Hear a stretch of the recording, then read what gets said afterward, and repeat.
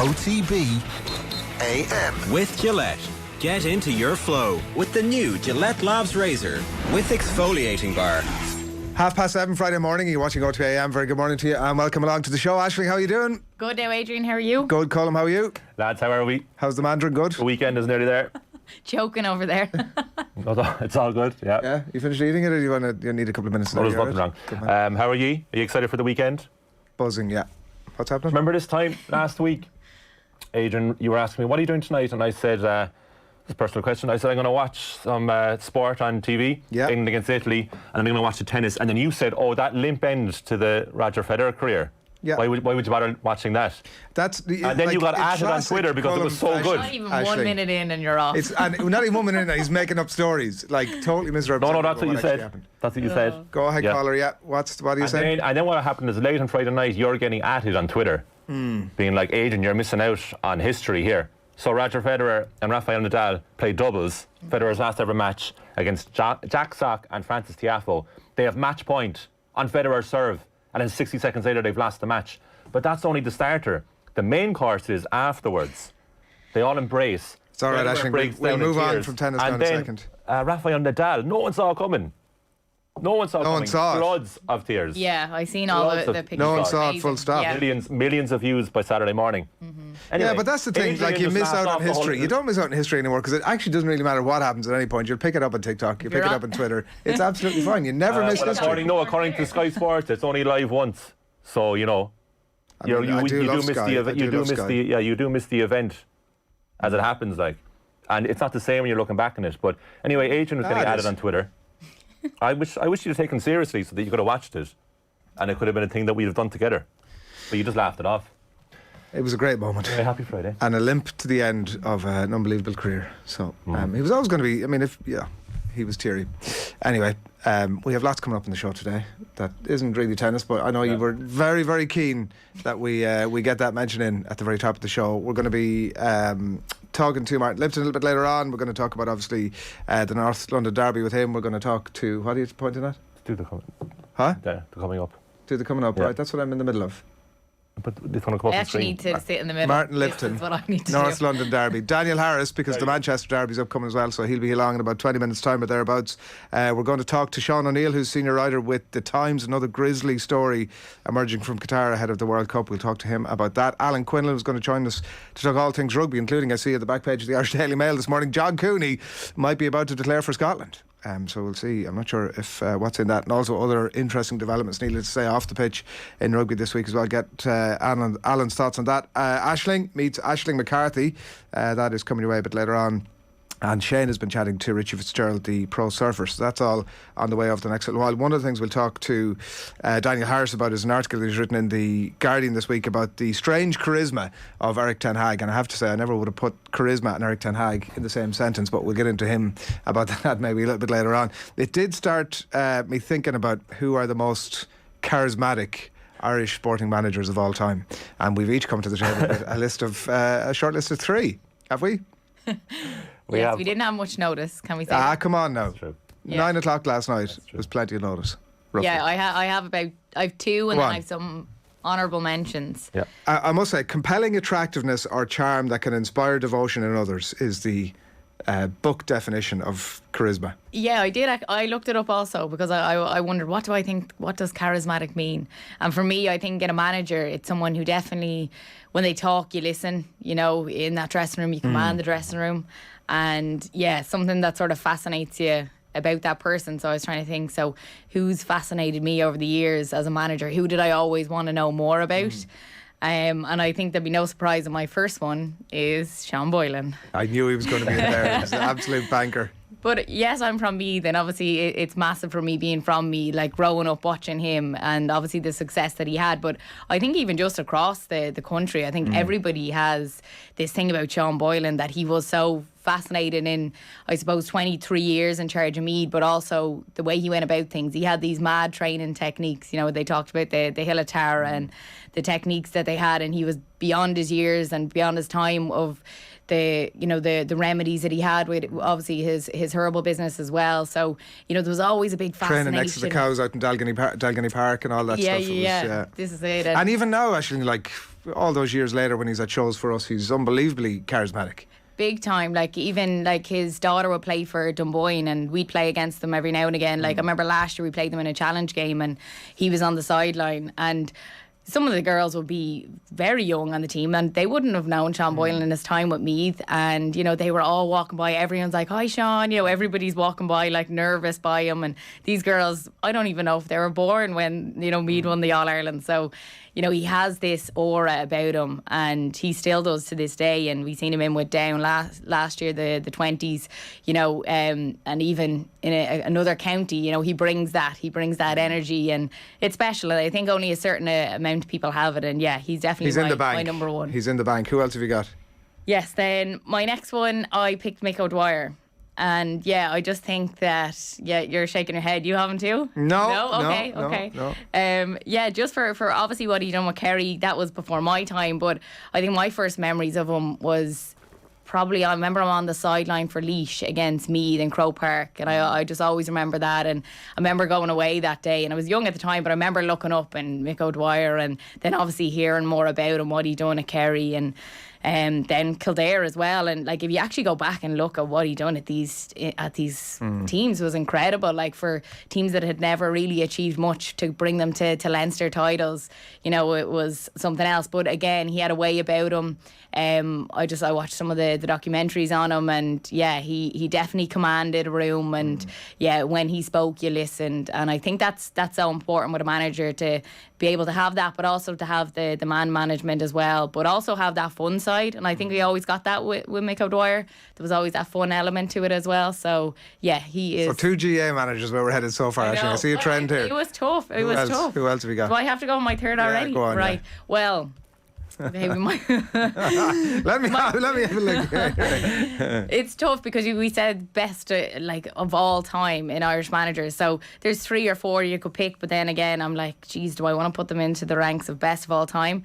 But I think the next one, it was between Mickey Hart, another GAA manager I know, and Eamon Ryan. I thought Eamon Ryan from Cork, incredible what he's done. Very good shout actually. And I think he is what you think charismatic is like, and he was such a father figure to all those girls in Cork for so long, and they speak about him like that. Like when you hear them talk about that man, it's like, he was a second dad to all of them, and what he achieved was amazing. And 10 All-Irelands in 11 years, incredible stuff. So him and Mickey Hart, obviously we know Mickey Hart, and I think he just had that aura about him as well, and he'd been there for so long with Tyrone and what they achieved. So there's only a certain amount of people that you've really picked for this type of thing. Like you have to have a certain energy about you. And did you consider Martin O'Neill because of his success at Celtic? Yes, but I didn't know for his success in Ireland. I didn't know if it. You could be charismatic. This is as tangible, like as said Irish managers. Well, so Irish. Sorry, and he could have been outside. I thought it was. I thought it was of Ireland. Right, I don't know. Well, I got the assignment wrong. Well, you might have got it wrong, but you got it way better than this guy. I understood the assignment from what you said to me originally. But did you? I thought he had to be a manager of Ireland. I know he has been, but I didn't think his time. With that considered now, would you include him in the 3, or would he still not make the 3, Martin O'Neill? Your 3 choices. For what he did. I definitely He'd be think in his number 2. two. And who would you take out? I know I'm putting you on the spot, but who would I had honourable mentions for Eamon Ryan and Mickey Hart. I thought they deserved to be mentioned, but I probably would have put. Left that's a great choice. I probably would definitely have Martin O'Neill if I had known the assignment properly. That's okay, actually. That's all right. Don't be too hard on yourself. No, Adrian, look, you came up with the assignment, and I think I think it's only fair that you go second. I'm very happy to do that. I will say that there are so many tips to the cap, and you hit on a point there about the documentary in relation to Miko. I do think actually public access to some of these people was definitely a factor, and at least 2 of the ones that I have had documentaries made about them. I've kind of a list of 4, to be honest, and I'm sort of not really sure who I should leave off. But Paddy O'Shea, as we mentioned in the office beforehand, and almost everybody in the office went, you've Paddy O'Shea, haven't you? Paddy O'Shea, when it comes to charisma, success is another sort of factor that I think should be in here, because I think if you remove the success aspect, suddenly the breadth of selections becomes a monster. So I think you do probably have to like arbitrarily throw success into the mix there as well. And Paddy definitely had that amazing. Oh, unbelievable. I've been into the Paddy O'Shea tournament so many times, and the stories, like there's different stories each and every year because he was that type of person. Even to tell a story, he was brilliant at telling stories as well. You incredible. mentioned Miko earlier. I remember it was the early 2000s when Miko was with Laois, and it must have been the 2004 series or one of those where I was went in to cover the press conference. It was in Bank of Ireland HQ in Ballsbridge, and people were in a bit early. I was in a bit early, and I had met Miko. It might have been the press conference for the replay, or else I'd met him at the semi-final where I'd gone into it was still in the days where you could go into the dressing room, and I went in and he was there in his Y-fronts, and I was like respectfully waiting for him to get dressed before I turned the microphone on for whatever reason, and he went, no, bash away. So it was like a sort of a weird conversation. But when I went in a bit early, I didn't sort of strike up a conversation with him. He came over to me and he went, you have the bag with you today or something like this, and we started chatting. So we were sat at 2 seats, and after a few minutes Micheál and McCarthy came in and sat in the other seat, and obviously the two lads would have known each other really well. They were chatting away, and after a few more minutes Paddy came in and he sat in the fourth seat, and there was me with the front row, like looking around going and they were mostly chatting Irish, so it was totally lost to me, but it was also very cool. Brilliant. Paddy's in there, Jack Charlton is in there, Big Jack is in there. I think you can't get through a list like this without Big Jack being on there. Why I didn't pick him, I said it to you before. Obviously, it's before my time, but I said it to you. He'd have to be nearly number one. Watch him back on him. I think when it comes to charisma and like success and what he did for the country and all that stuff, he's got to be on there. It's self-explanatory. One very left field call, I think, Roddy Collins. Yeah, that's a great shout. Yeah. Oh, brilliant. Like, obviously in the news a bit at the minute, sort of book has been launched, but I think when it comes to charisma, you can absolutely include him on the success front. He's the double with balls in the bag, so that takes the box there. And I just think it's like, if you think about, I think about like who would I like to go for a beer with? Yeah. You know what I mean? He's in that. And Ronan O'Gara is my other. That's completely blanked on Raj. No, we didn't get the assignment. I would have thought Roy wasn't Keane, clear. Ronan O'Gara, Ashley, come on. Roy Keane. Than Raj. Oh my God. Raj, he'd definitely be in my three. I have a bit of a decision to make now. Go on now. It's funny because I was just thinking of Raj as the player. Go on. No, get the obvious one out of the way now. Let's go. Can you just go on, get the obvious one out of the way. Can you just answer me this question, please? Did you ever interview Roddy? Yeah, I would have done, because he would have been on very regularly with us. Yeah. A number of years ago, yeah. Very interesting, very entertaining. And is that quite the knuckle right entertaining? And is that the primary reason he's on? This is pure entertainment value, or is it a bit of a tip to the cap of the success? Because you mentioned with Bowles. With the Bowles thing doesn't exist, you can't include him in the list, for example. That was going to say. He obviously had to have something to achieve that. So no, that's why he's in there. I mean, who knows what he was? I don't know what he was like in a dressing room, but like, you can just imagine. Obviously, the documentary is another part of that. The Rod Squad is obviously there. It's on the record. It's brilliant. It's amazing. So, that's where I'm going. I've loads of tips for the caps as well, but I'm not going to get into them. So, come on, what have you got? I'm going to put Jack Charlton. Myself. Yeah. I think I have to have him, because if you look back on that Finding Jack documentary there. Yeah, come on. Well, I was really annoyed that you picked that. Else. But if you look back on that Finding Jack documentary, like, you know, his demise was so sad at the end. You know, did you see that documentary? And you know, Paul McGrath pops up on screen and he recognises him momentarily, and you just get a little glimpse of what he was like when he was Ireland manager. But it's not just a success. Like, obviously, like Euro 88, Italy 90, USA 94, brilliant. Like, there's touchstones in Irish culture in general, not just sport. And look, it was kind of agricultural football sometimes, and it wasn't very attractive. And by the end, it became a bit archaic when they lost to the Netherlands at Anfield in late 1995, which was his last match. But if you look back at just his great moments, like when he got appointed and he was holding court to all the print journalists and saying, like, now you know that I can talk, but can I manage?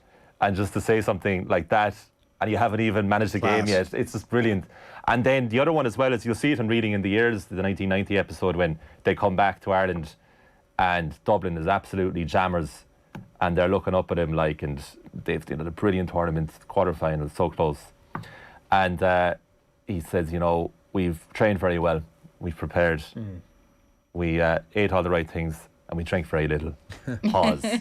We're going to change that tonight. It's just unbelievable. It's quality. Like how it's just those moments. And then finally for Jack too, when his final game against the Netherlands, and he's in the back seat of a car being dropped to the airport, and he just says, he just asks himself, like, you know, will I regret how this turned out?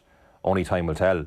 And it's just such a beautiful way to end it. And, you know, by all accounts, Jack was really upset that he didn't get to 10 years. He was just shy of 10 years, 86 to 95. But what success he brought. And Emma was saying yesterday in our post-show meeting is that Emma's dad, like, wasn't really into football until Italian 90 came around. And, it was because of football in general, but that's purely because of Jack Charlton's influence and what he did. And, like, the football, like, as Eamon Dunphy would say, like, wasn't the best at times.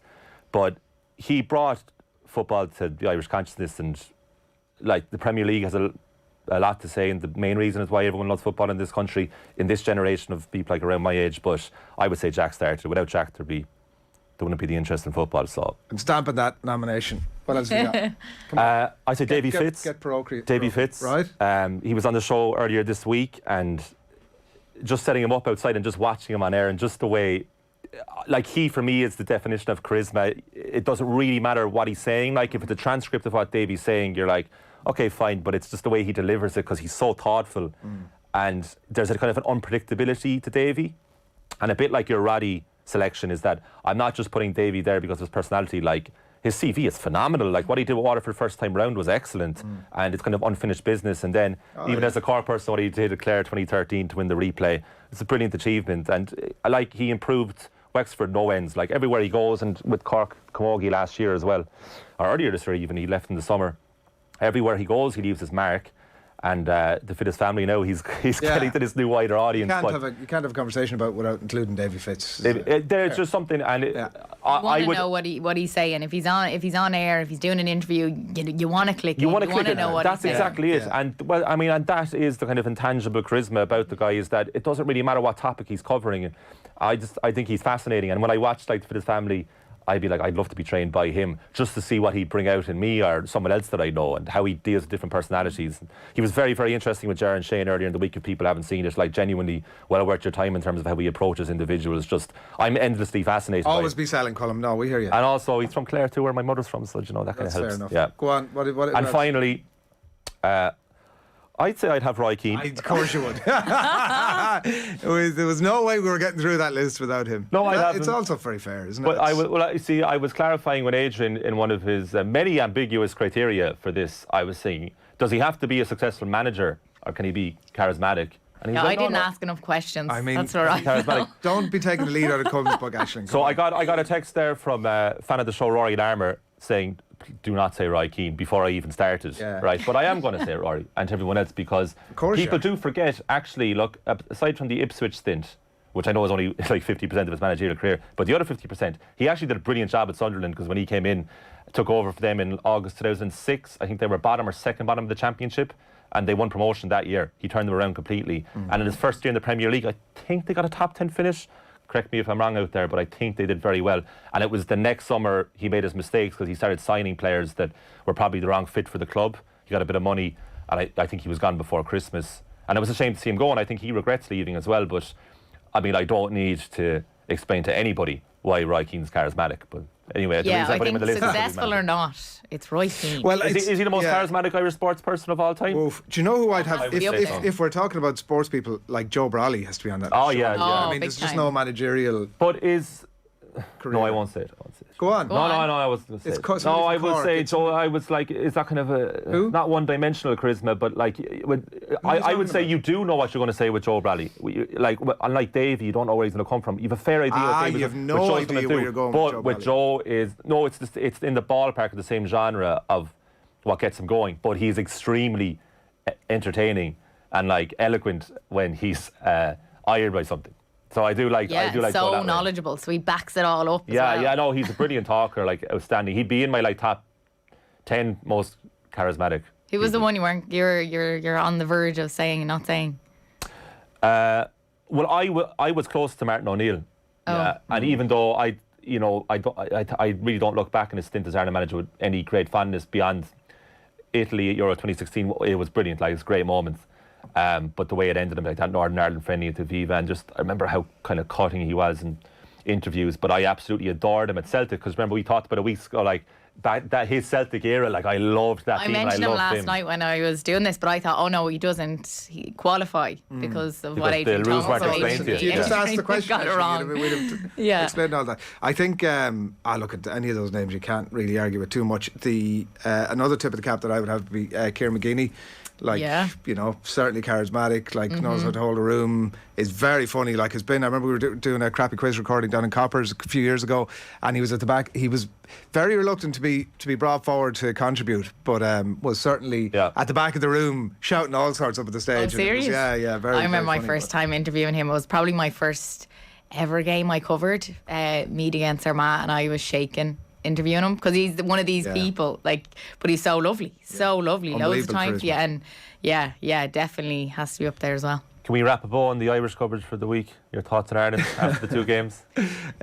We'll put a full stop on it here. I look at it. It was nervy at one point, wasn't it? It was like at 2-2. I was looking at that game. I actually felt a little bit physically sick because I'd sort of got involved, you know, so much with the idea that, like everybody else, including, it turns out, the team, that we were going to win this game 2-0, and I was feeling a little bit looking at the thing, just that the whole thing was going to sort of implode almost in front of us. But I'm desperate for the team to succeed. I really am, like, just right across the board with them. They're playing lovely football. The results obviously totally understood. They can pass it, they can play it out from the back mostly, they can score worldies. Ireland can score worldies. Like, think about that for a second. We would say that. I have sat on panels before who were selecting the goal of the year for the Republic of Ireland, and it was almost a joke. It was almost a joke with the goals that would limp over the line. So let's not discount that part. The team comes from all sorts of backgrounds, and I love that about it. They're fully representative of Ireland 2022. Stephen Kenny, let's face it, is so far beyond what he could have imagined for himself as a manager. He just is. And I love the story of an underdog. I would love him to succeed because he shouldn't be there, and all the distractors are like, who is this guy? He's never managed, blah, blah, blah, blah, blah. Because he's the underdog, he stands also, if you read anything or listen to him, anything he ever says, he stands for all the things that you would hope or aspire to. So I love him for that, and that's another reason why I want him to succeed. My kids are coming to an age where if Ireland were to qualify for the Euros in 2024 or for the World Cup next year, it would be an absolute bandwagon that we'd all be on. Yeah. It'll be something that they'll be able to remember. Special so memories. I want him to succeed for that. I agree totally with, listen to Damien Delaney on Virgin the other day, and what he said, that Stephen Kenny doesn't have a monopoly on playing football with this Irish team. Totally buy into that. So if he was to depart at some point or another, that some other manager could come in and we could continue to play football. I do think there's a responsibility in the FAI almost in relation to that, to come out and say, here is our philosophy of football. That would be the thing that I think would make the people who are very invested in the success of Stephen Kenny relax a little bit, because if the FAI were to say that, then that totally informs the selection as to who would be the next Republic of Ireland manager. I think we could all breathe a sigh of relief knowing that our football philosophy, without being too lofty about it, was in safe hands. That's my view on it. Yeah, I think we can't forget some of the performances, like against Scotland. It was so exciting, especially that first half. Like the football they were playing, I was like, I'm excited by this. I'm excited by them. And that's what we wanted for so long from an Ireland team.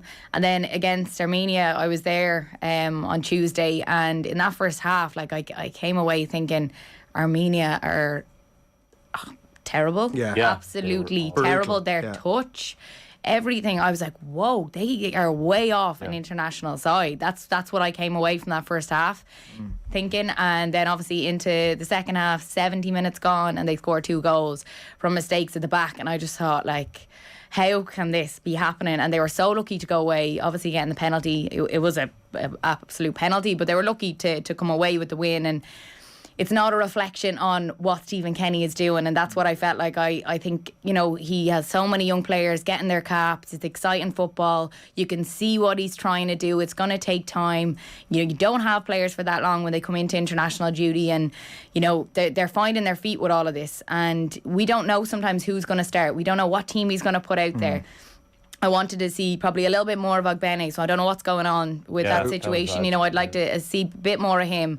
So yeah, there's exciting times, and we said about these worldy goals, like unbelievable. Michael Obafemi, like his touch to get that space and to shoot. Like I was talking to my uncle on the way home, and he was like, you know, like the way the Brazilians play, he's like, that's like, you know, we have a bit of that, and I'm like, geez, we have a bit of that. But the detractors will tell you, oh, Stephen Kenny didn't score the goal. He probably wouldn't be in the team when he was Stephen Kenny, and he's given him the confidence. So like you can't say that and then say, you know, Kenny out. Yeah, there's exciting times, but at the same time, to like what happened against Armenia was tough to watch in the end. It was very, very tough to watch, and it shouldn't have ended that way. And I think they'll all go away thinking that defensively there's issues, but yeah, I don't think we can be writing off Stephen Kenny whatsoever. There's exciting times to come, and you have to back him. We can't keep talking about, is he staying or going? I think we have to stick. It's such a boring conversation. Yeah, stick with him. It is 5 to 8. OTB AM brought to you live each morning by Gillette Labs for an effortless finish to your day. And there's been loads of comments coming in, some great shouts that we haven't even mentioned yet for the most charismatic Irish manager of all time. So we'll come back to that in just a little bit. But the person that inspired it, I'm delighted to say, joins us on the line now, football writer Daniel Harris. Good morning, Daniel. Hello. Manchester Derby this weekend, and we were inspired so much by your piece in The Guardian during the week about Eric Ten Hag's strange charisma that we've had a conversation about it a little bit earlier on. I have to say, in relation to Ten Hag, he's doing obviously a knockout job in so many ways, but if he has charisma, it must only be second to his powers to disguise it. I mean, strange charisma, I don't think was a phrase that I used. I think that was a phrase that the subs who wrote the headline used. But I think what I was trying to say was, because with some managers, their charisma just absolutely jumps through the screen at you. Like, you don't have to watch Alex Ferguson on television for very long to think, oh, I get it. And same serve Jurgen Klopp. But if you look at the managers who are at the top end of the Premier League, what Guardiola has is the charisma of achievement, really, that players know that if they sign for him, they're going to win stuff and he's going to make them better players because the proof is right there. And though he's only ever had the best players available, that continues to be the case. So if he signed for City, it's not so much, I don't think, the charisma of Guardiola as a person. Like we don't, from what we hear, his pastoral care is not that great. He's not probably someone that the players want to hang out with either. But you know that he's going to be good. And then, whereas you look at someone like Mikel Arteta, who has absolutely no apparent charisma, but what he has is the players want to play for him because a lot of them are grateful to him that he gave them their chance. And so when that happens, the players will run through brick walls for you. And I think that's one of the things we're seeing with Arsenal now. And I guess also once you start to see the football ideas working, that also helps. But specifically about Ten Hag, I think that the players do think he looks after them well, I think, the players that have played for him before. And he's got a certain amount of intensity, which isn't exactly the same as charisma, because charisma feels more like presence, but he's got something that enables the players to believe in what he says and something that enables him to take them with him. And I guess, as I wrote in the piece, there's also the fact that various of them are grateful to him for giving them a chance at Ajax, bringing them to United, improving their circumstances, improving their family's circumstances. And yeah, it's working at the moment, but obviously it's been 4 good games, so we'll have to see what happens subsequent to that. What's the, outside of the outcome, the obvious answer to this, what's the dream scenario for United this weekend that, you know, in terms of players stepping up to play to their potential, like Pep overthinking it, what's the, how do you get to the ideal outcome this weekend? I think you want to see United be competitive, and that sounds like an absolutely appalling thing to say before a derby, but the last couple weren't competitive. City won and could have won by more. And you want to see progress with United. City are obviously the finished article as a team, more or less. They signed the finishing touch, a ridiculous finishing touch, the fairy on the top of the tree, or whatever you want to call it, in the summer. So you want to see United able to compete with that, able to be brave so that they're not spooked and constantly sitting off and just allowing City to dictate. Any Guardiola team, you know that you're not going to have probably more than 40% possession on a good day. So what that means is you have to be very, very good at the back and very, very good up front, because you're not going to have, with 30% possession or whatever it is you're going to have, half of that's going to be with your goalkeeper and with your back four. So you're then really feeding off scraps for your ability to create chances and to score goals. So what I want to see from United, I guess, is we've seen Lisandro Martinez has defended Erling Haaland really well in the Champions League when Dortmund played Ajax last season, and he's going to have to do that again. And you want to see United defending with the kind of aggression that we've seen over the last few games. Last season, Varane was much too eager to sit off and basically allow the carnage around him to develop, in that he himself didn't play that badly that often, but you would expect when you sign a player that good that the way that he's going to play is going to elevate the rest of the players around him. And that was patently not the case. But this season, Ten Hag has been talking about Varane being a leader, and Martinez plays like that too. So as a partnership, they're starting to be a bit more aggressive and put themselves in a position to dominate forward lines. Now, they're not going to do that to Manchester City, but what they might be able to do is they might be able to keep City out for long enough to create enough decent chances for themselves. And one of the questions Ten Hag probably has to answer for himself is what he's going to do in his midfield. Because on the one hand, if you pick the midfield he's been picking, which is McTominay, Eriksen and Bruno, those guys are, Bruno in particular, but also Eriksen a little bit, they're quite high-risk players, that they're always looking to gamble to try and make something happen. But against City, you do that, you don't see the ball for a little while. So it's possible that he might decide, particularly if Rashford's not fit, that he'll only play two strikers and chuck another midfield in there, say Casemiro. But at the same time, it feels like he's got his principles about how he wants the team to play, and he didn't deviate from them against Liverpool in a game where United were really in trouble. So I think that he'll probably do that again this weekend. And what he'll hope is that United will defend well enough. They'll defend the box really well, which they've been doing recently, admittedly against inferior teams to City. But they'll defend the box well, and then the players that they have in possession will give them enough possession so that they can make things happen in the City's box. And as we know, City are a brilliant team, but their defence is not that good. It's just very hard to get at them. Yeah, going into a derby game, it's funny because it feels different to how you're going to set up. So do you go toe-to-toe with them, or do you catch them on the counter, but then it's a derby game? Can you sit deep and hope to catch them on the counter, or is it about going toe-to-toe? What way do you think they will set up, Daniel? United have been defending quite deep against worse teams than City. So I wouldn't expect the line to suddenly be on the halfway line, because the thing about defending that way is they're better positioned to do it than they were with Maguire and Lindelof, because Varane and Martinez both got recovery pace. But if you've got a goalkeeper who's stuck to his line, that makes it much harder to leave so much space in behind, and you can't really have space in behind if there's not going to be pressure on the ball. And pressure on the ball against City is also a pretty hard thing to do because they move it so well. So I would expect United to sit fairly deep because that's what they've been doing. And I would also expect them to, I don't think we'll be seeing too much passing out from the back either, because City defend from the front so well. I think De Gea, and obviously De Gea doesn't have feet really. So I expect United will whack it long and go from there. But once you see them in possession, I definitely expect them to be brave in possession, because that's how Christian Eriksen and Bruno Fernandes play.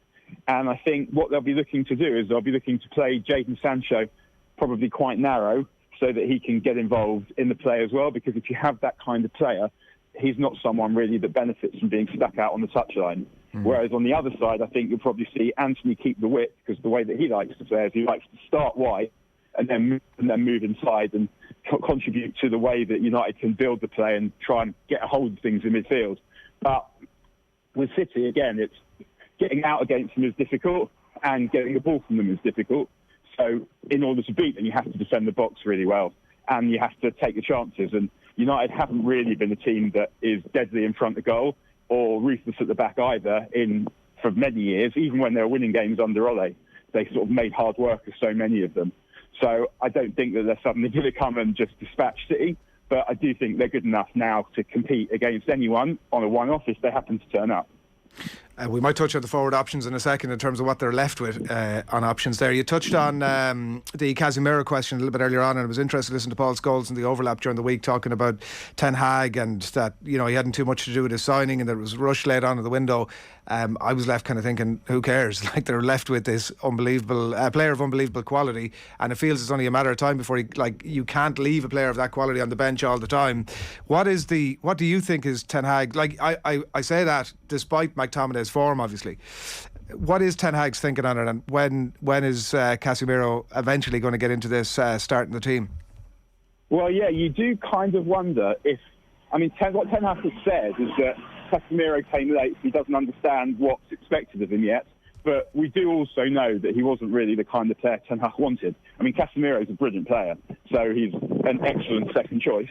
But he's not the same as Frankie de Jong, which is what Ten Hag wanted. So I guess it is possible that Ten Hag didn't really want him and had to settle for him. But he didn't look that fit in the game that he started against Sociedad. So that might be one reason he hasn't started yet. I mean, I don't think anyone thought that we would get to this point of the season after United signed Casemiro and he wouldn't just be playing every game now. But I think part of it is McTominay's been playing well and the system has been working fairly well. So it kind of sends a message, I suppose, that it doesn't matter who you are. That if a person who takes your place is playing well, you're not getting into the team. And I guess that gives him some kind of moral authority with the rest of the team, so that it doesn't look bad so much that, say, Maguire's not playing, because Maguire got dropped, the person that came in played well, and Maguire's not back in the team now. So I can see why he's not included Casemiro, but at some point he's going to have to. But the question is whether he waits until McTominay starts playing badly, but what if he doesn't? Or he just drops McTominay even though he's playing well. I don't think that it will be Casemiro at the weekend, but at some point he will have to play. But I think that what Casemiro has also done quite well is he's helped them see out a couple of games quite nicely. And again, that isn't why he was signed, but it is a particular skill, someone who can come in, take the ball and play with authority when everyone else is tired. So he has been useful in that aspect against Southampton and Leicester, where he looked more like the player that we thought he was. But then the Sociedad game came after that, and he looked dreadful in that one.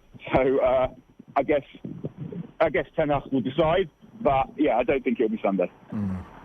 Yeah, no, it feels he's getting fitter, and he played well for Brazil as well in the international break. But yeah, it seems like they might hold off. There's a lot of games to come in October, so yeah, it seems you don't want to upset that in there. But on a City point of view, then how do you stop Haaland? Like, is it the stopping the supply to him? Because the funny thing about it is he doesn't actually get that many touches throughout the game. It's just those few touches a game, but they always end with those magic touches that end up in a goal. But it's like 6 or 7 a game. Yeah, there are certain things. There are certain players that do certain things, and when they do them, you can't really stop them. The winning goal that he scored against Dortmund, you could sit there as a defender and look at it and think, well, what could the defenders have done better? And the answer is not that much. But what you have to do against Haaland, I think, is, as you say, you have to be aggressive, because his movement's so good that if you just let him get on with it, he'll score. So it's more about being the way that Martinez defends is that he's always looking to get in front of the striker, looking to get the first touch on the ball when the ball comes in. Now, as you say, Haaland often isn't even looking to do that. He's looking to get the final touch. And that makes him much harder to defend in a way, because that final touch is always going to be inside the box. So if you mistime the tackle, it's penalty. And the way that Martinez and Malacia defend wouldn't be that surprising if something like that happened, where they nipped in and conceded the penalty. But both of them like to defend on the front foot, and both of them are brave in the way that they defend and proactive. So you would always, I guess, encourage that, and that's the kind of defending you want to see. But as you said earlier, like, one of the ways is you're trying to stop the service. You're trying to stop the ball getting to Haaland, and the way that you do that is often by defending quite deep and by trying to stop crosses from coming in. I mean, I think the thing with City now is that they don't really have any wingers, and that means that your back four can be quite narrow. Because if Mahrez is playing and is playing on the right-hand side, then if you're forcing him to go on the outside, he's not dangerous there, because he's not going to cross it with his right foot, and also he's not got pace to beat someone on the outside. And presumably, I guess it will be Foden on the left, and Foden obviously does have that ability to skirt around the outside at speed, but he's not really a winger. It's not really what he wants to do. Foden's player is really looking to score goals, looking to get into the box, and I think that means that you're looking much more to defend narrow, so the wingers have to stay wide, and then you need your wide attackers to look after the fullbacks, because they're quite a significant part of the danger at that point, because it might be them in the end who are tossing the balls in for Haaland. But I think if you need space in behind, then you've got to assume that once or twice a game Haaland is going to get in. So my guess is United try and restrict that space and try and, as I said, defend narrow to stop the wide attackers coming in field, and then try and look after the fullbacks. Yeah, we'll see how it plays out over the weekend. Daniel, thanks a million. Cheers, lads. Have a good weekend, everyone. Thanks a lot. You too, Daniel Harris there, head of the Manchester Derby this weekend. 20 years ago on YouTube says, looking forward to hearing about the big derby, which I'm assuming is a bit of a barb on Manchester there, and we will be talking about what I'm assuming you're talking about is the big derby, Spurs against Arsenal with Martin Lipton very shortly. Should mention as well, there's a tweet out from Leanne Kiernan, the Republic of Ireland Liverpool striker. Good news, she says, surgery was successful. I'll see you back on the pitch soon, Reds. Thank you for all the kind messages, really appreciate it. Lots of love. And a couple of shots of her there, one at Anfield and one on the hospital bed, so she's definitely a player who deserves rub of the green at some point or another, because she's had such a bad run of it, and mostly under previous regimes, almost with Ireland, certainly when she's been fit, hasn't always got the games that you would feel that she deserved, or within games had been left leading the line on her own, and physically she's probably just not that sort of player. So yeah, she did well against Slovakia as well when she came off the bench. She did so well. It was so disappointing to hear that news that she's going to be out for a while, but brilliant to hear the surgery's gone well and she'll be back in action soon. A couple of comments before we get to Martin Lipton. Some shouts on the most charismatic Irish manager of all time. Will on YouTube, just listening to the chat, and managed to understand what the conversation was about. Aisling, what the fuss is about. I'll show you the message. If you're talking about all time, Paddy O'Shea, Kevin Heffernan, Gerlach Nan was a name that hadn't come to mind that definitely we can include in that list. Shane wondering if I was on holidays in the Aran Islands. In the jumper. It's October, basically. It's freezing. And another comment in here. Thoughts on Neil McGee, says Pat Gallagher. Top 3 fullbacks of the last 30 years for me, with Darren Fay and Seamus Moynihan. Darren Fay, retired. Nice. Yeah. Oh, unbelievable. Yeah, geez, 37 years of age, and he was brilliant to watch. I think you said he was a dog on the pitch. You said to me at the start, I was like, absolutely, that's how you would describe him. Serious service, and I think he's just going to concentrate now on his club football with Cuidor, so we'll be watching out for that as well. All Ireland's Ulsters, All-Stars, the whole gamut of it. Right, all this week we've a fantastic opportunity to combine sports and leisure with a visit to Los Angeles on America's West Coast. You and 2 friends could be jetting off with the multi-award winning Cassidy Travel on direct flights from Dublin with Aer Lingus on the 1st of December. What an amazing prize. You can spend 4 nights in the 4-star hotel, the Wayfarer in downtown LA, and take in the Rams against the Seahawks NFL game. And to be in the hat for this great prize, you can just follow at Cassidy Travel on Twitter and retweet our competition post. It closes today, I believe, so all with thanks to Cassidy Travel, your one-stop sports travel shop, sports and travel, a perfect match. And you can visit CassidyTravel.ie for more details and all of that. And stay tuned, as I said, it's the last day. There's been huge response to it, and if you're interested, head along and check out our social channels for that. After the break, we're going to be live with Martin Lipton ahead of the North London Derby tomorrow lunchtime. Back after these. OTB AM. This is OTB Sports Radio. Off the ball. The best way to view Rodney Parade is in your rear view mirror as you're driving out of the place. Like it's got no atmosphere. It's a horrific, with a quarter full, it's a horrific joint. I've been there with the Waratahs, Leinster and Ulster. And when it's full, it's a great joint. Wow. Dreary Sunday afternoon with no one in the place. Off the ball. Weekdays from 7 p.m. on OTB Sports Radio. If your business relies on a van, that wouldn't sound good. But this does. Get up to 75% off van insurance. Now available in FBD branches nationwide. FBD Insurance. Support. It's what we do. 75% no claims discount based on 5 years claims free. Available on new van policies used for farm or business purposes. Terms and conditions apply. Underwritten by FBD Insurance plc. FBD Insurance Group Limited, trading as FBD Insurance, is regulated by the Central Bank of Ireland. OTB AM. With Gillette. Get into your flow with the new Gillette Labs Razor with exfoliating bar. It's almost 8:15. You're watching OTB AM. Lots still to come. We're going to be talking rugby with Alan Quinlan in just a little bit. But first of all, back to the football, to the other derby. Martin Lipton, good morning to you. Good morning. We'll get stuck into the other derby in just a couple of moments' time. But I want to ask about... Is there another game this weekend? I know, we were just talking about the other derby, and then somebody texted in to say they're looking forward to the chat about the big derby, which, England, before we get into that, Martin, if you don't mind, we've asked you a lot about Gareth Southgate on this show, and you've a long and stated affiliation, and I think it's fair enough to say affection for the man. Very disappointed. Go ahead, yeah. So as I said, I think it was an interesting game on Monday. in that they play. It was a bit cautious, I thought, the first 35 minutes, and England had a very good spell before half-time. And Sterling really should have scored, and they could have been 1 or 2 up. Then the goal hurt them, and they 15 minutes they were a shambles. They really were a mess, and I thought Germany were going to win 2 or 3 or 4 at that point. It looked horrible. And as soon as England got 1 goal back, they became a very different team. Deservedly went back in front and played really well, and then the goalkeeper's thrown one in. But the mood at Wembley, which might have been starting to get slightly nervous, even perhaps mutinous, ended anything but that. It was a very positive feel from the fans at the end of the game, that they were very confident, much more so than they had been at the start of play. Can I ask you about the biggest, one of the biggest accusations levelled against Southgate at the minute is in relation to Harry Maguire, and it's not really a conversation about whether I or you feel that Harry Maguire should start, but it's Southgate's management of the situation almost. And almost by his own admission, listen to him afterwards, he was talking about Maguire lacking confidence, needs game time, which of course he won't get, you suspect, between now and World Cup time comes around. Your thoughts on that specific thing? Because people would say he should drop Maguire, get him out of the firing line. Better for Maguire, better for England, better for Southgate. I think it's very hard to keep Maguire in the team at the moment, the way he's playing. Unless he gets some football and shows more confidence. But I would say that United have got, I think, 13 matches between now and the World Cup. By the very nature of football, he's going to play some football. They can't pick the same team every game because they're going to end up with injuries and everything else. So he is going to get some football.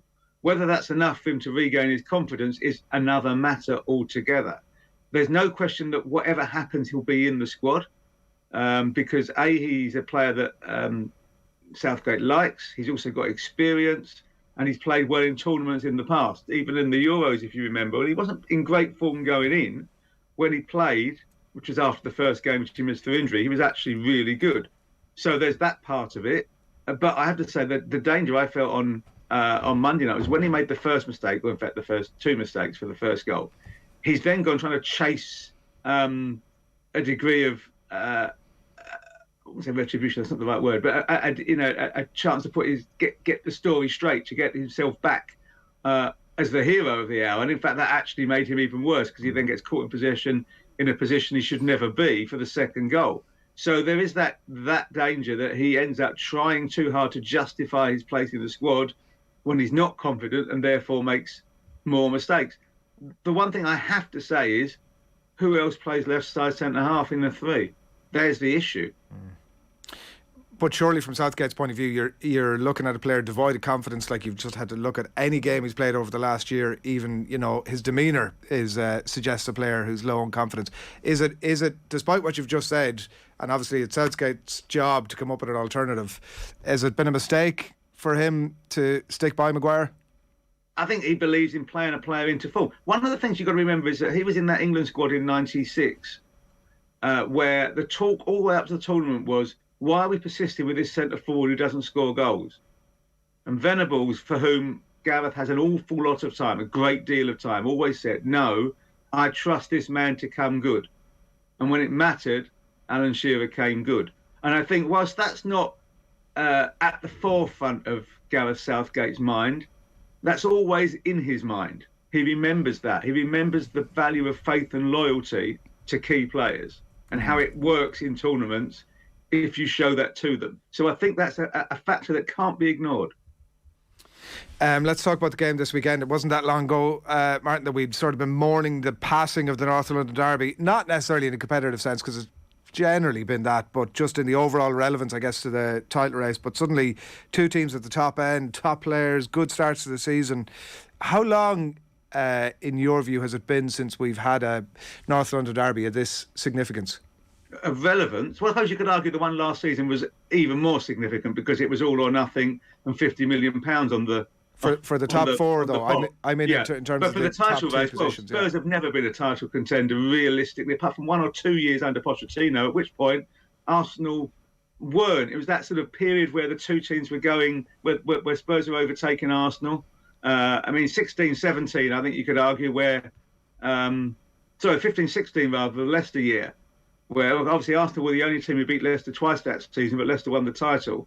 And in that season, they were both in the top 3 at the end of the season. So you could argue there is a parallel there. But you never thought at any time in those 2 matches between them that either of them were going to win the title. It was they ended up in that position almost by default. And Leicester, as we know, won the league. So before that, you're going back to, well before the advent of the Premier League, in truth. And how do you see Arsenal setting up? Because at the moment it's looking like maybe 6 or 7 players are going to be injured. They've started so well, but it looks like there's going to be a lot of changes maybe in the side. The one question you have about Arsenal this season, and I've got to be honest, as a Spurs supporter, I've never hidden that, I think Arsenal have been the most impressive team this season. I think they've been absolutely excellent. And the one game they dropped at United, I think they should have won. They were the better team, and they just lost their heads when they got back to 1-1. I thought they were terrific. But the one caveat there's always been looking at them is how many players have they got outside the first 13, 14 that you'd want in the team? There is a question about the strength of the depth of the squad. Well, we're going to see that answered at midday or 1 o'clock tomorrow morning, because that will be tomorrow afternoon rather, because this will be potentially a test of that squad depth. And only Mikel Arteta really knows what he's got in that squad, whether he has the depth. If you're asking me to judge, and this will obviously be the 3/4 of a 4-0 Arsenal win, I think that they haven't got sufficient depth to maintain a challenge, because in this season of all seasons, there's going to be more stress, more strain, more injury on players than ever before. They've got 9 matches just next month. They come back after a World Cup, which in itself is going to be strange, with players going to the World Cup, others sat at home for 6 weeks not playing. And then they'll have to play, at Arsenal's case, 24 league games between Boxing Day and the end of the season, plus the domestic cups, plus the Europa League, in which I think they'll go quite deep. So, the demands on the squad are going to be deeper than ever. And that may prove, I think probably will prove, to be Arsenal's undoing in the final analysis in terms of them maintaining a title challenge. But then again, I don't think anyone actually is going to challenge Manchester City by the end of the season, because they're going to walk away with it. So there you go. It does feel like every conversation about the Premier League is predicated on the fact that it's everybody bar City almost. I know. Yeah, if we can hamstring them or ban them or something, but I don't think that's really allowed.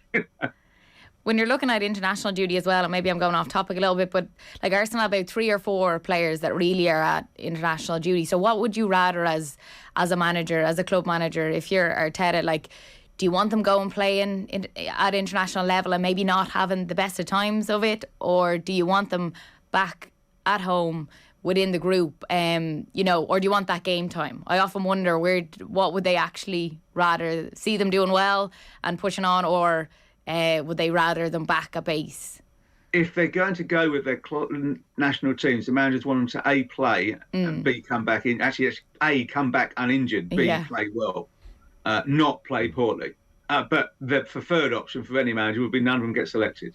Not at this stage of the season. They just want them to be in the fold, working, training. This could have been, a 2-week training block rather than a very disrupted 2-day training block is what you end up with. Actually, it's not too bad because it was Monday matches, but that was just for the England players. There was others who didn't come back till Wednesday or even Thursday if there was some sort of far away players coming back. So they haven't had the preparation time that they would have done. And obviously the last 2 or 3 days before a game are all about preparation, about tactics, about tinkering, about what you're going to try and do on the Saturday.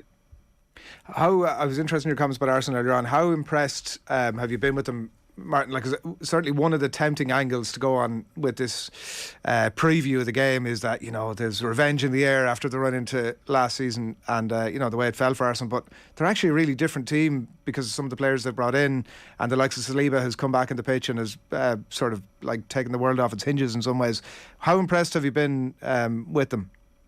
Well, as I said, I think they've been standout teams so far this season. They've been terrific. You could look at the fixtures they've had and say, oh, well, they should win them. Doesn't matter whether they should win them. They have won them. And they played really well. And they played with a panache and a certainty and a conviction and a dominance that we haven't seen from an Arsenal team in a very long time. And I have been really impressed. I'm a massive fan of Bukayo Saka. I think he's a fabulous player. And I would do anything to get him in my England team. I don't care who I have to leave out, apart from Kane, who you can't really leave out. But I want Saka in my England team. I think Odegaard has been excellent for them this season, and they missed him in the last game and still won. Saliba, as you say. I think when you end up playing Ben White out of position, that tells you how well the centre-halves have played, because he obviously wants Ben White in the team, and he's playing him at right back. Now, maybe because of injury to Tomiyasu, but even so, White's played there. Ramsdale's been solid. The injury was interesting because they were very keen on the Ukrainian boy they got from Zinchenko, they got from City, but he had a few knocks. And then Tierney came in and he got an injury, so we don't know who's going to be fit enough to play left back. They wouldn't really want to play Xhaka at left back.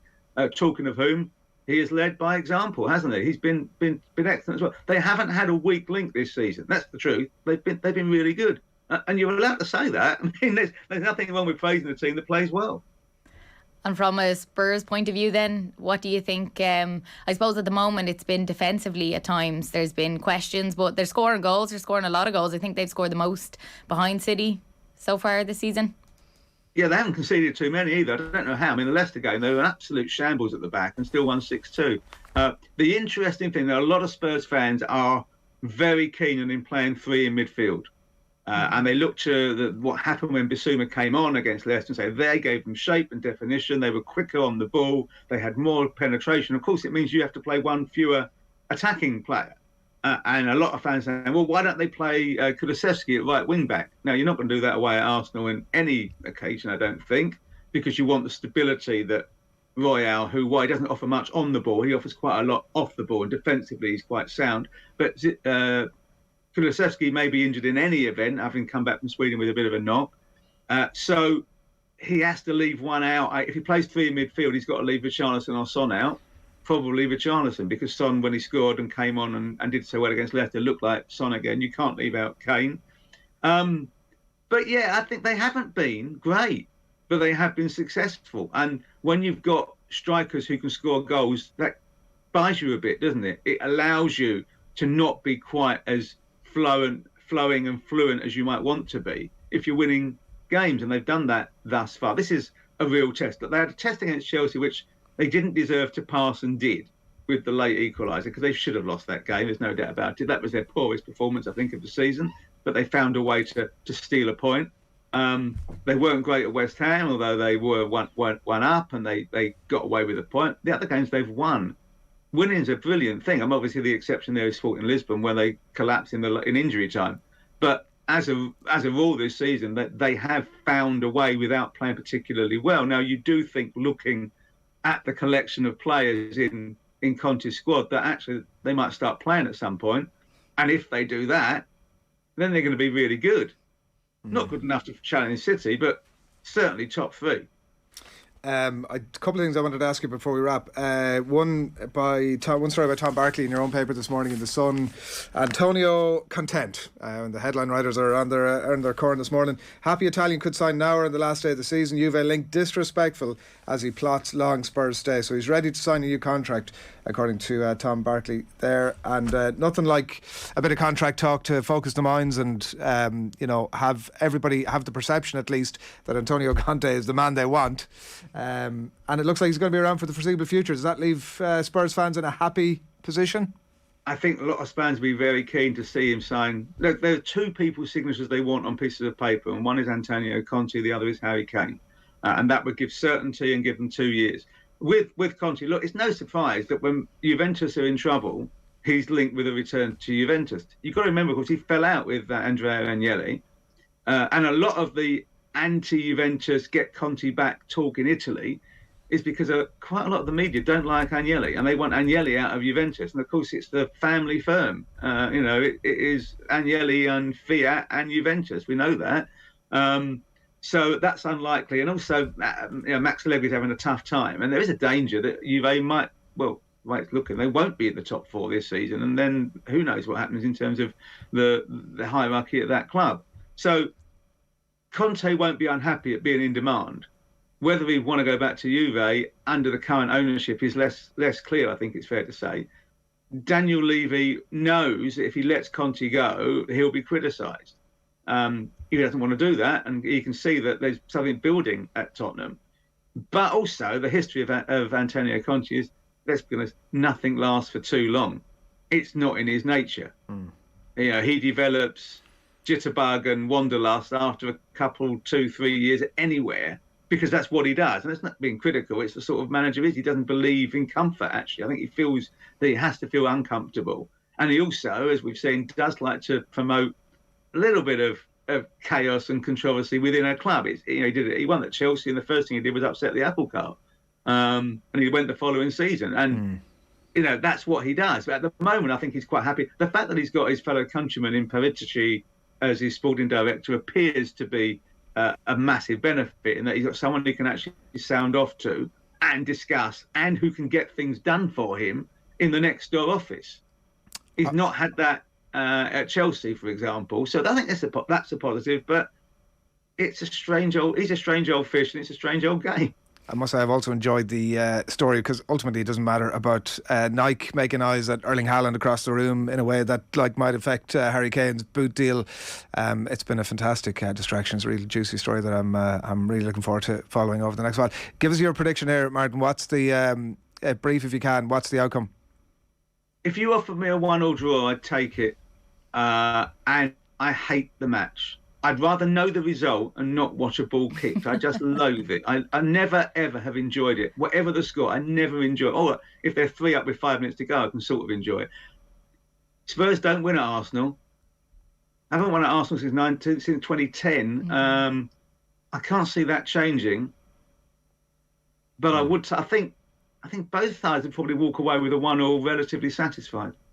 It's just too tense. Is that the point? Yeah, it's 50 years of angst that just flows through me. 55 years in my case. It's horrible. I've never ever liked it. It's the one game of the season I don't want to watch. I'm actually going to Fulham tomorrow afternoon, so that'll be fun. I only have to watch half of it. Well, it's normally the point of the conversation where I tell you to enjoy the game, but I might forgo that this morning. Never. Thanks a million. Cheers, bye-bye. Thanks a lot. Martin Lipton on the line there, head of the North London Derby. 8:31 on this Friday morning. OTB AM brought to you live each morning by Gillette Labs for an effortless finish to your day. Up next, we're going to speak with the senior writer for The Times, Sean O'Neill, on the story of the British travel industry executive Mark Bennett, who was working on the Qatar World Cup before being found hanged in a Doha hotel during Christmas in 2019. And to take us there, it's John Giles on Troy Parrott and his performance for Ireland the other night, talking to Nathan last night. What are your thoughts on, and I guess, the performance of the front two over the two games of Obafemi and Parrott? Well, Parrott's lost his confidence, obviously. I think he's a good player. I think he's a lot of ability, but you got to take that chance over in Scotland. He has to take that chance over in Scotland. Well, that's the condition he was in mentally. You know, like scoring goals is the most difficult thing in the lot, Nathan. And you got through like he did. I'd say when he received the ball, he was a bag of nerves. You know, because he's not scoring at club level. Because he's not scoring. Like it's the most difficult thing in football is to score goals. Like I might have mentioned to you before in my experience. Like when I played with Mick Jones, I might have mentioned it before, and maybe your listeners have felt up. Listen, but Mick Jones is a very sensitive lad, and if he missed a chance, you'd say, "Come on, Mick," he'd get his head down. Alan Clark would tell you to F off. Right? Arrogant. He was an arrogant booker, but he'd score the next one. Mick could still be thinking about the one he just missed. Yeah, that's what happens with those lads. Jimmy Greaves was like that. Jimmy Greaves is the best, won the bet in tennis law. Jimmy Greaves is one of the best finishes I've ever seen, ever. Jimmy Greaves' attitude to football seemed to be, some you win, some you lose. Yeah. But you get the next one. Like Jimmy didn't get upset about it. Like Jimmy scored goals after God played against him for 10 years. He was unbelievable. A miracle man. But I've seen him miss chances as well. No bother. Again, those players are few and far between. The Robbie Keanes of this world are few and far between. First of all, they don't miss many anyway. But when they do miss one or two, it doesn't get them down. Do you know what I mean? I think Parrott obviously seems to be a lad that hasn't scored this season. And next time he gets a chance, it's becoming more and more difficult. I think the chance he had the other day, he took it too quickly. But that's nerves in it. You know, that's strikers are a different specimen to any other player on the pitch, because they've got to score the goals, and sometimes it's they're unlucky or they're lucky. But most of the other ones don't care about the ones they missed. They're going to score the next one. Yeah. And like obviously, I don't know Parrott. We don't know him. Is that type of attitude, because he's missed the other day. It was total nerves. He never got into a right position to score it. And goal scoring is the hardest thing of the lot. hopefully he'll get his confidence back. It does happen from nowhere. They scored a couple of goals and they're back again. But unfortunately for us, it was a big miss. 8:55 on this Friday morning. You're very welcome along to OTBAM if you're just joining us. Very good morning to you wherever it is you are at this morning on your commute or otherwise, and do please get in contact with us. Keep those comments coming in, plenty to come back to, which we'll do in just a little bit. That was John Giles with Nathan last night, and you can check out the full piece up on our YouTube channel, or indeed you can podcast it at all the usual places. Now, it's been a big 7 days for reporting on and news in relation to the human rights violations in Qatar ahead of the World Cup later this year. Ian Herbert in the Mail on the almost Fire Festival like preparation levels in Qatar at the back end of last week. Nick Harris in the Mail on Sunday about the 2,800 and over unexplained workers' deaths as we get set for the greatest show on earth. And then there was the Denmark shirt manufacturer Hummel designing a shirt in protest at the tournament they say has cost thousands of lives. And now Sean O'Neill, senior writer for The Times, writes another story arising from Qatar in The Times today. Morning, Sean. Morning, Adrian. How are you? Good, and thanks for joining us. Who was Mark Bennett? Mark Bennett was a British travel executive, quite a senior player in the travel industry. He'd been a director at Thomas Cook and TUI. He'd helped transform Dubai into a go-to destination. And he was headhunted by Qatar Airways to head up their tourism division called Discover Qatar in about 2017 with an eye on the World Cup. You know, the whole idea was to revamp that country's tourism infrastructure. It doesn't really have a tourism infrastructure, so it's building from scratch with the World Cup in mind. The job was incredibly stressful for him because his family were back in the UK, and he's very much a family man. Big rugby fella. He would go home at weekends just to watch one of his kids playing rugby. You know, and make it a 14-hour round trip from Qatar to London to catch a rugby match at a school. So he started looking in 2019 for a new job, and the new job he had his eye on was with a Saudi travel company, doing a similar thing in Saudi Arabia as he was doing in Qatar. And that seems to have, shall we say, allegedly annoyed his bosses at Qatar Airways because at the time, Saudi and Qatar were involved in a very bad diplomatic dispute. There was a blockade of Qatar by several neighbouring countries. So Mark fell foul of that diplomatic incident, and when he resigned, he found himself in a world of trouble, basically. And was found hanged in his hotel room in 2019, I understand, Sean. The Qatar... To fill in the gap between, he resigns, he gets arrested, he gets accused of stealing confidential information belonging to the airline. He's arrested by the secret police in Qatar. He told friends later that he was tortured, horribly tortured, sprayed with hoses, beaten against walls. He went through an awful time. So when he came out of detention after about 3 weeks, he was a shadow of the man he'd been. But he still wasn't able to leave Qatar. He spent another 7 weeks in a kind of legal limbo where he wasn't allowed to leave the country. And then quite mysteriously on Christmas Eve, he was found hanging in a hotel in Doha. And Qatar authorities reporting it as a suicide, and a British coroner subsequently, from your report, was more dubious of that conclusion? The British coroner said no evidence of suicidal intent, and the family had been out there. They'd seen the room where he died. His clothes were let out to go out on Christmas Eve night. He had his gym kit ready for going running in the morning. There was a book open on his bed. As one of his friends, who's actually an ex-police officer, said to me, this was evidence of a man who had a plan to keep on living, not a man who was planning to end his life. Mm. And as you say, the nub of the issue appears that not only had he resigned from his job in Qatar, but that there was the possibility that he was going to take up this job in Saudi Arabia, and perhaps that was the nub of the issue. So you've made inquiries, obviously, locally. What sort of information have you been able to get back from Qatar authorities in terms of their response to this? Well, the Qatar government didn't respond. We sent a whole string of questions to them. They didn't answer us at all. They've subsequently answered Channel 4 News and said nobody gets ill-treated in Qatar's prisons. Now, I think the United Nations and various other bodies might quibble with that one. Qatar Airways said he left on good terms, and they subsequently found out alleged that he leaked confidential information. And that led to them being compelled to report him to the police. So they said whatever happened to him after his arrest was a police matter. And we're seeing, as I outlined at the top, more and more reports in terms of the working conditions for people in Qatar. From your report, it seems very, very much the employers hold the whip hand there for workers across the board. One man I spoke to who worked in a senior position in Qatar Airways said, no matter whether you're a manual labourer, he said, if you're a Pakistani labourer working on a building site, or you're me, a well-paid British executive working for Qatar Airways, the employer owns you. They basically own your life. You have to get permission to leave for the weekend. You have to get permission to leave the country. You're well paid if you're a top executive, but you're controlled. You're owned.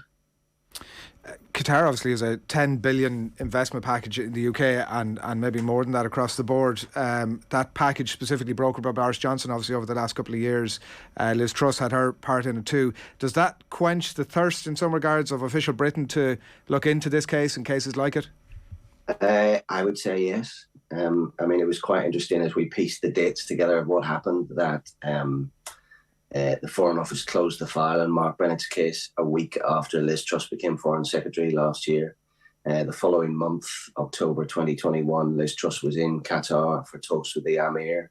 The following May, 6 months ago, the Amir was in Downing Street to sign this £10 billion deal. And that's just the latest in multi-billion pound deals. Qatar owns 20% stake of Heathrow Airport. It owns the Shard. It owns Harrods. It's a massive and a growing player in the British economy, and its money is desperately needed, I suspect. Is there any sense that this, because it's somebody who comes from a country, the might of Britain, that this has some sort of a greater impact than the other deaths that we've seen? Sean, or your sense of where this can or will go from now in the lead into the World Cup? I don't think it'll make much difference here. Like I said, the Foreign Office have closed the file here. They're more interested in maintaining good relations with Qatar. What I'd like to see is more a response from the sporting world. I see people like Gary Lineker, who tweet all the time about social justice issues and campaigns and things, never seems to mention Qatar and what happens in Qatar. I see Michael Sheen giving stirring speeches to the Welsh rugby team, and he's a pretty left-wing character in his political leanings, but never seems to mention the human rights abuses in Qatar. And I think it's down to people like that to make a noise about what's happening in Qatar and trying to enforce change. Not David Beckham pocketing a few millions to make a promotional video for the country. The podcast of the story is available as well if people want to go and download it, and I would recommend that they do. You spoke to Mark Bennett's widow, you spoke to his parents as part of the reporting as well. There's a human horrific toll out of this that isn't just a number. There is, and of course the people we didn't interview and don't really focus on it. Mark had 3 children. He's got kids who are growing up without his guiding hand now. And it seems to be simply because he tried to change jobs, and that seems barbaric. Whether he took his own life or whether he was murdered, there's no doubt that what happened to him in detention in Qatar had a huge influence on the end of his life. Sean, thanks for taking the call this morning. Okay. Sean O'Neill, senior writer with The Times, bringing us the details of that pretty horrific story in relation to Mark Bennett. And we shall continue to bring you those stories as we lead into the World Cup. And there are plenty of them out there. It is 8:43. You're watching OTB AM, and we've loads still to come. We're going to catch up with Alan Quinlan in just a little bit to talk all things rugby to him, including, I see a story in the back page of the Irish Daily Mail this morning that John Cooney, it appears, could be on his way to Scotland to play for Scotland in the World Cup. Could you believe it? He has Scottish lineage and hasn't played for Ireland obviously for a couple of years, and seems to have, by his own account, let go of that ambition, and maybe he'll end up at Scotland. Whether he actually get into the team there, who knows? Certainly you would feel that player of his quality, and when he's in form, you could easily see him in the 23. So we'll see. We'll get Quinny's thoughts on that as well as the unfolding events in relation to the case that's been brought to the High Court in relation to the IRFU and 3 former Irish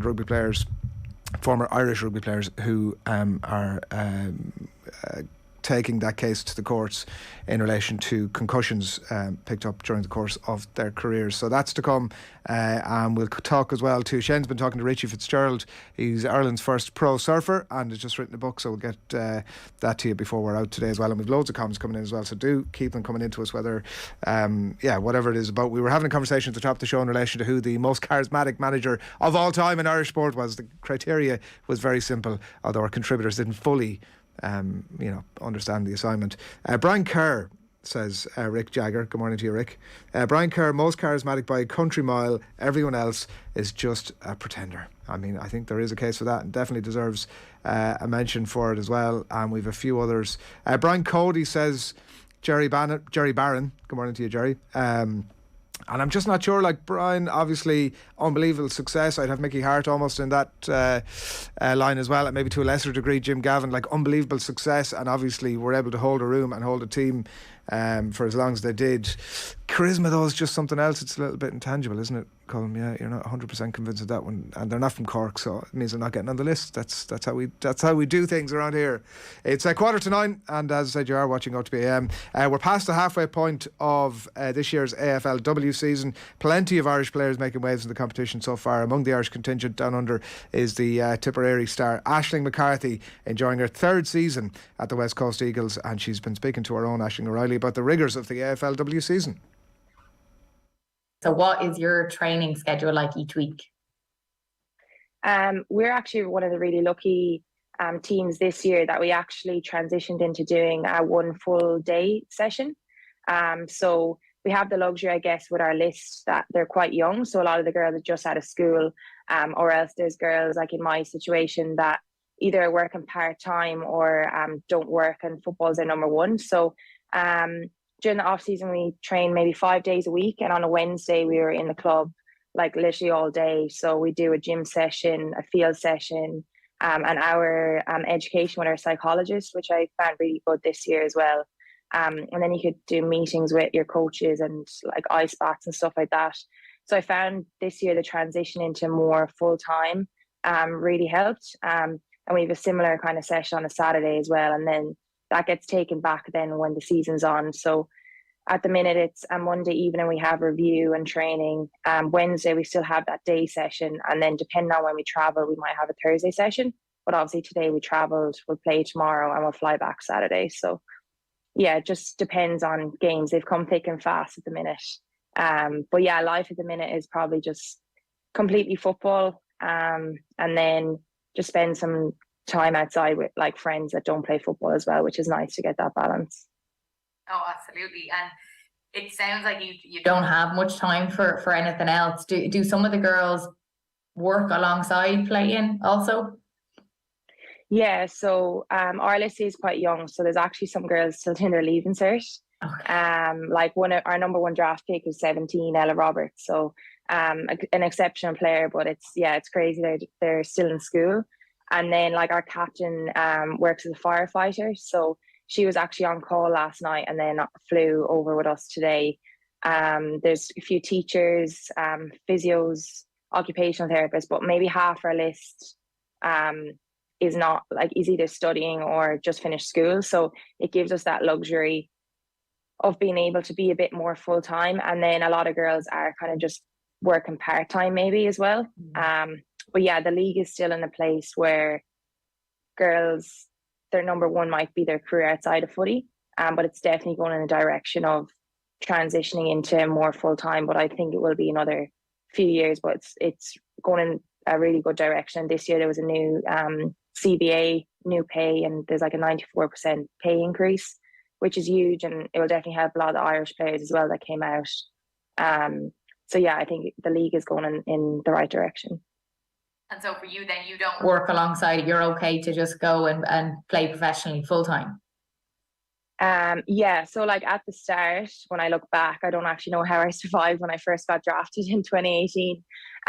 But at the minute, yeah, I'm able to just live off my football. But I also, just to have balance with life, I work in the community department for like a couple of days a week. So go to schools, do some clinics, might travel up to like different Aboriginal communities and just help them out with footy and stuff like that. So that's more so just to Obviously it's a financial help, but it's more to get that balance and ensure that you're doing stuff outside of football. And then I'm doing my own kind of study as well. So I just did Pilates accreditation exams during the week too. So yeah, just trying to make sure that you're not like fully thinking about football all the time and that you have something else going on. And I think that's something I've definitely learned over the last couple of seasons when I've got injured, that football can get taken away from you so quick. So it's really important that you have not all your eggs in that one basket, I guess. Oh, that's amazing. No, that's great. And you get to see a lot of Australia as well if you're traveling around. So that's brilliant. I was watching the Fearless, the inside story of the AFLW on Disney Plus. It's a brilliant watch. It's so well done. And I think what struck me about it was just like the pure passion, the drive, like the commitment from the players.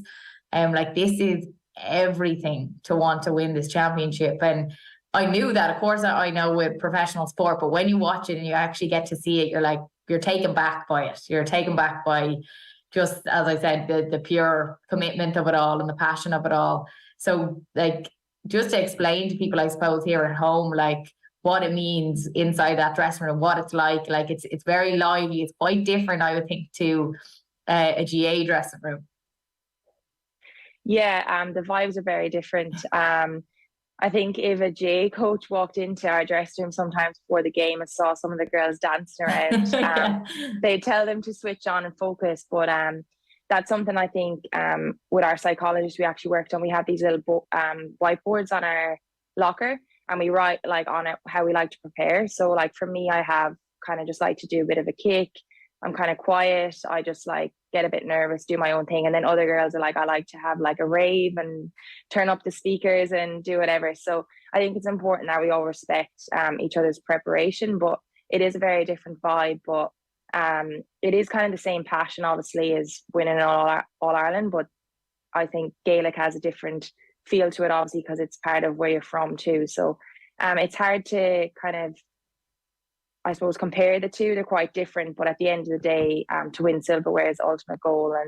And I think just how much people give up here as well to make their career in AFLW. Like obviously at the minute it's improving, but like 7 seasons ago, the amount of hours that girls would have had to put in and have full-time jobs on the side is, it's inspiring. And a lot of those girls are pioneers for where this competition is going and the pathway that they're actually allowing young girls to have. So I think some of those girls like Daisy Pearce, Alicia Eva, and those kind of names that you would have seen in Disney Plus, they're the people that have made that pathway now for young girls. Because, and even Chelsea Randall speaks on that, about how she was bullied when she was like 8 or 9 because she had to go play with the boys and they didn't want her to play. And now she's one of the greatest AFLW players and has 3 premierships to her name. So I think there's a lot of inspiring stories, and if anyone has Disney Plus, I definitely would recommend to watch and even get an insight to Sarah Rowe's life at Collingwood and Breed Stack as well. So it's nice to see the Irish girls get in it as well. Yeah, it's brilliant to see, and to, as you said, where it's actually came from to the place it's in now. And it's probably similar to home in a way that we've seen so much growth in the LGFA, and it's brilliant to see, but there is a way to go. And I think that is quite similar maybe as well with the AFLW. Like I was looking at a AFLPA report. It's only out, I don't know if you'd seen it, but it was just saying that like 42% of the players say that they're being required to undertake like unpaid sessions on a weekly basis, and just the respect levels within the game compared to men's, things like that. So is it right in saying that there is a way to go in the AFLW, that it's not fully there yet?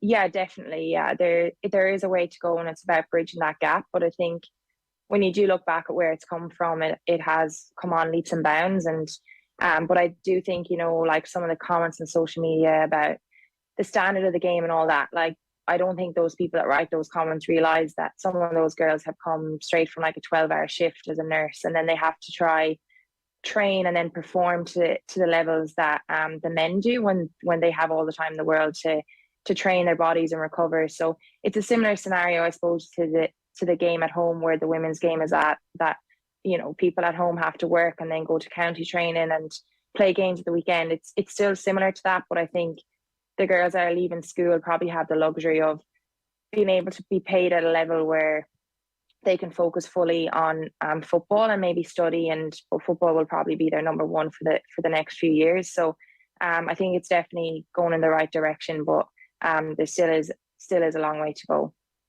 Yeah, it's great to see the strides that it is making at the moment. And there is about 22 Irish players who are playing at the minute in the AFLW.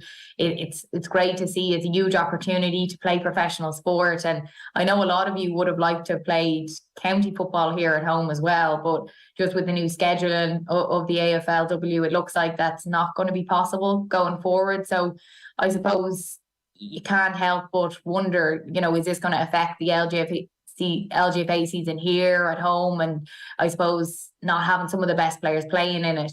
Do you feel that it could affect the game here? I think, to be honest, I wouldn't be scared that there's going to be this mass exodus from ladies football at home.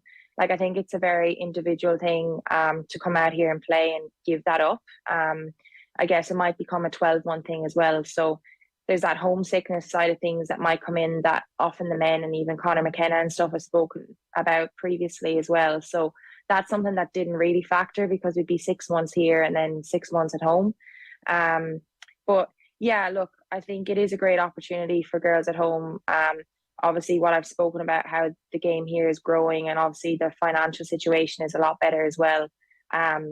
But I think, it'll be very individual, and I don't think it'll be possible to play both anymore. So a lot of girls might prefer to stay at home and play Gaelic. And it's also career-based. People could be making their career in Ireland and can't leave that too. So I think it will be very multifactorial. And I don't think that the LGFA should be worried about a mass exodus. But I do think that some of the best players will be poached and asked to come out. But again, it's up to themselves. But a lot of the young players coming up here in Australia now, like the 18-year-olds, have played since they're 5 or 6 and they're elite. Like Ella Roberts is one of our best players and she's 17 years old. So maybe that need for Irish players will diminish a little bit as well. But I think the same as the men's, there's always those very athletic and talented players that are going to be approached. And that's the same with all sports. It's the same with soccer and rugby as well. So I don't think we'll be too worried, but it is a good opportunity. And for you personally, if there was a case that you could do both, would you like to do both still, or do you feel you need to immerse yourself in one? In an ideal world, I'd love to do both. Getting to represent Tipperary, I've had my best football memories in a Tipperary jersey and played like they're my best friends as well. But unfortunately, at the minute, I just think the demand to play AFL at the highest level, and I think where the CBA has gone to and the hours that you're contracted for, I don't think it's possible, and I don't think it's fair.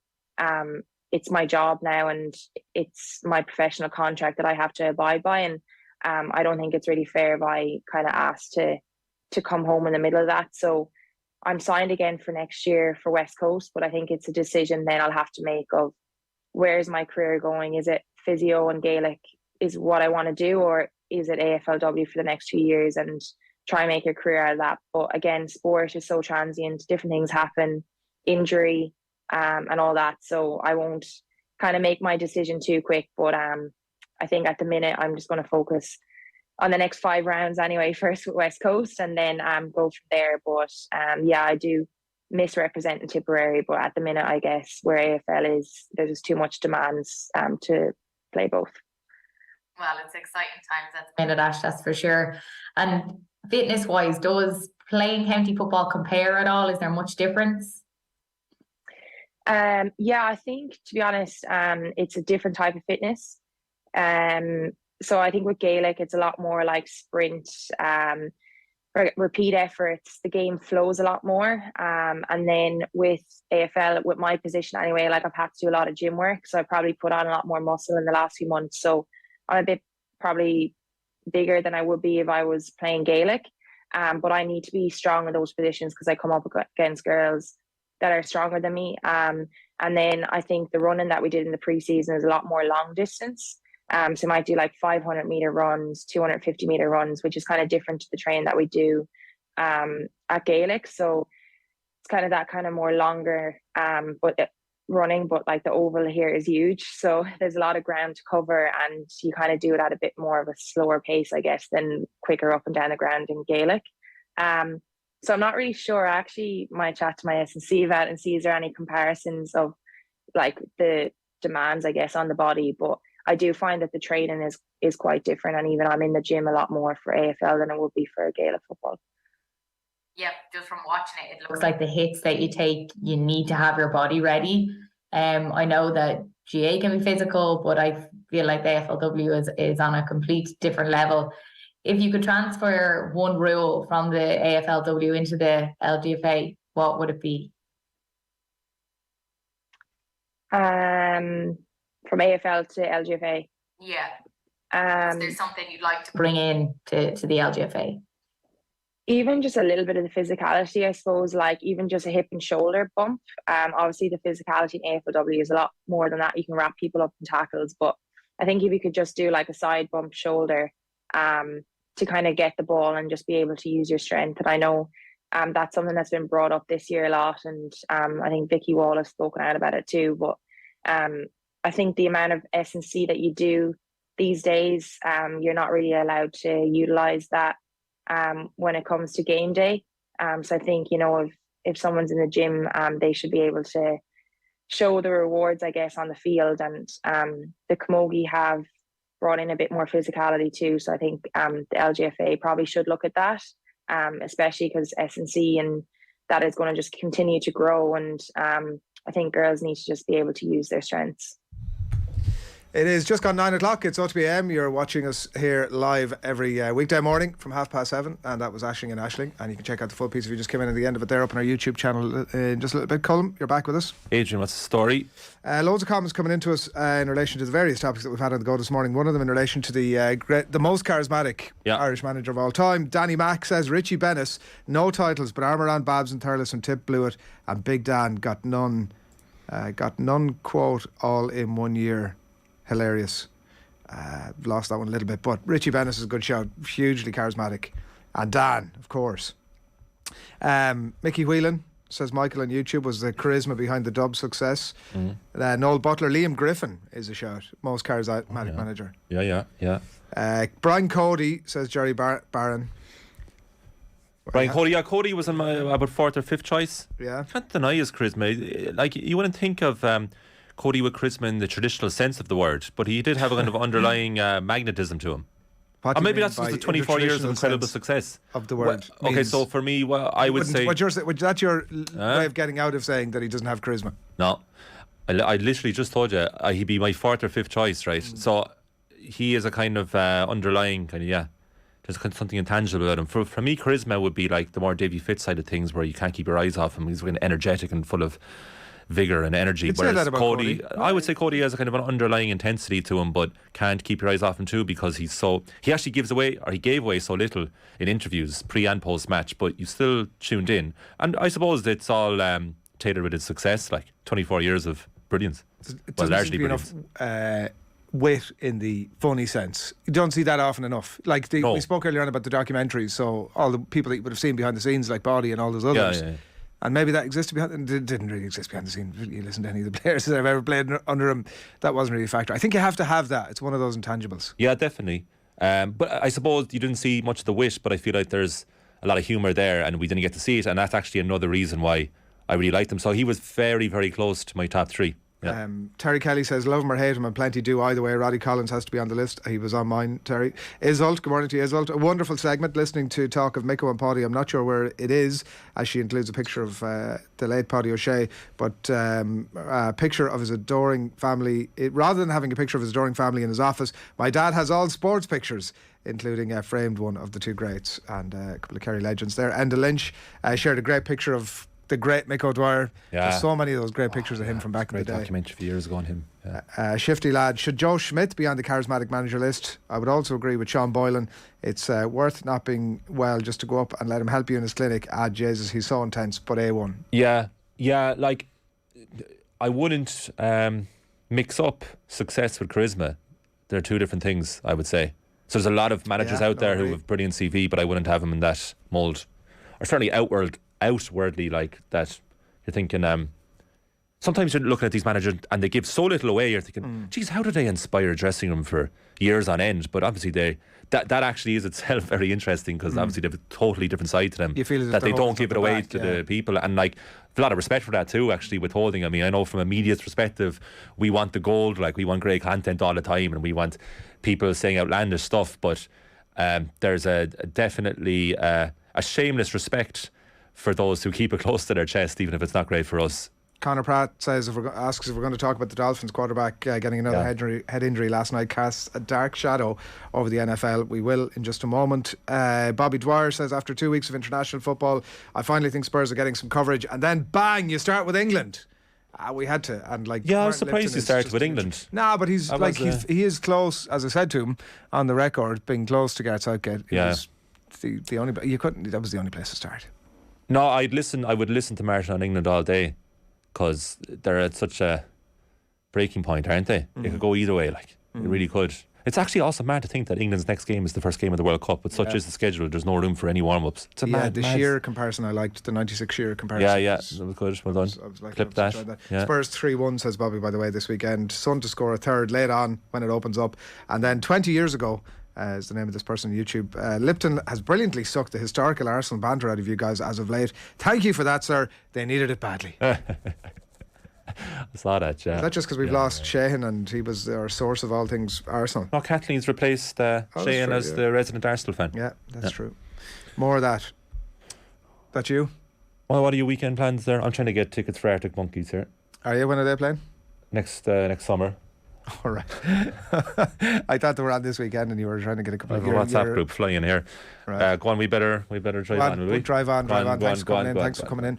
Right, here's what's happening on OTB Sports Radio over the course of the day. 11:30 is the football kickoff with Ger, Phil and David Connolly today. Jason Sherlock will be the subject of OTB Gold from 1.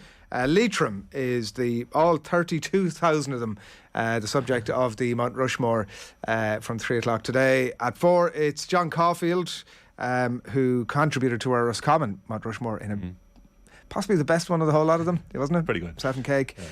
Team 33 League of Ireland legend from 4 today. Chris Waddle is OTB Gold from 6, and tomorrow off the ball Saturday with JD chatting to world rowing champion Paula Donovan, not on Cork's Mount Rushmore, and the AFLW star Vicky Wall. Plus we're going to have the football Saturday crew will react to the North London Derby, of course, as well, looking ahead to the Manchester Derby, and we'll also be on hand to recap the Republic of Ireland's games from the last week. Alright, you're watching OTB AM, brought to you live each morning by Gillette Labs for an effortless finish to your day. You can follow OTB across all our social channels, subscribe to the OTB Podcast Network for all the best and the latest in sports content. We're going to be back after these ads. Alan Quinlan on Irish Rugby.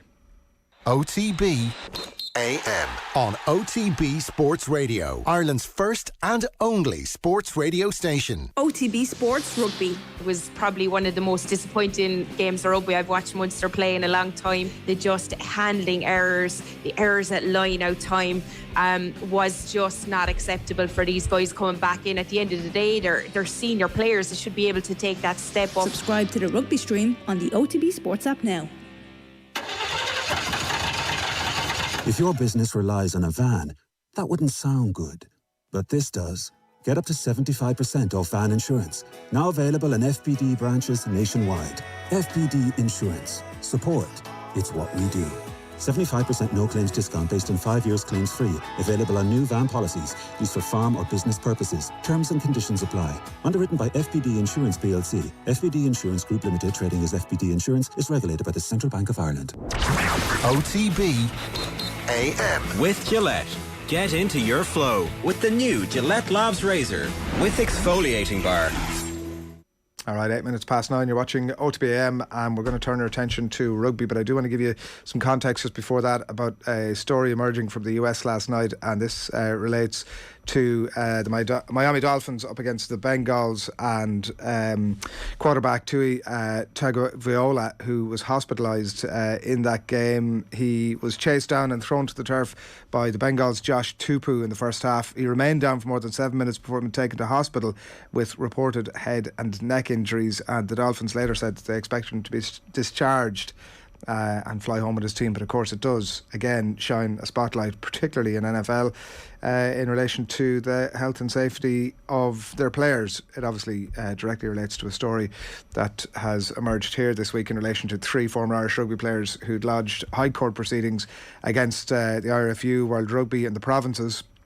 As well, IRFU putting out a statement yesterday saying that player welfare is paramount.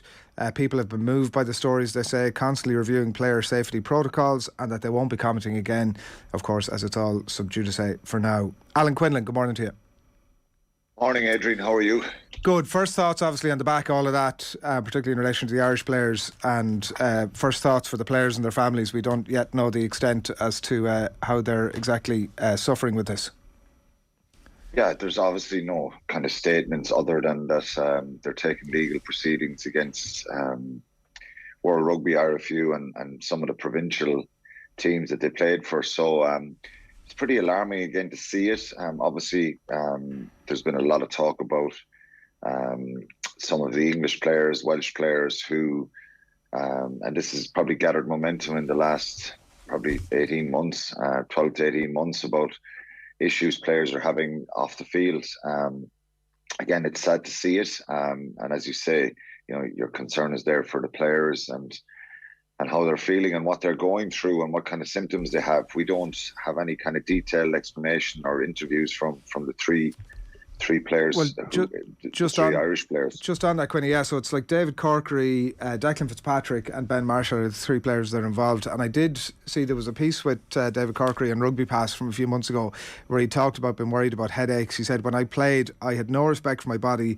I got knocked out. I woke up and a few seconds later I was playing again. That's not right, he says. That's not the way it should have been.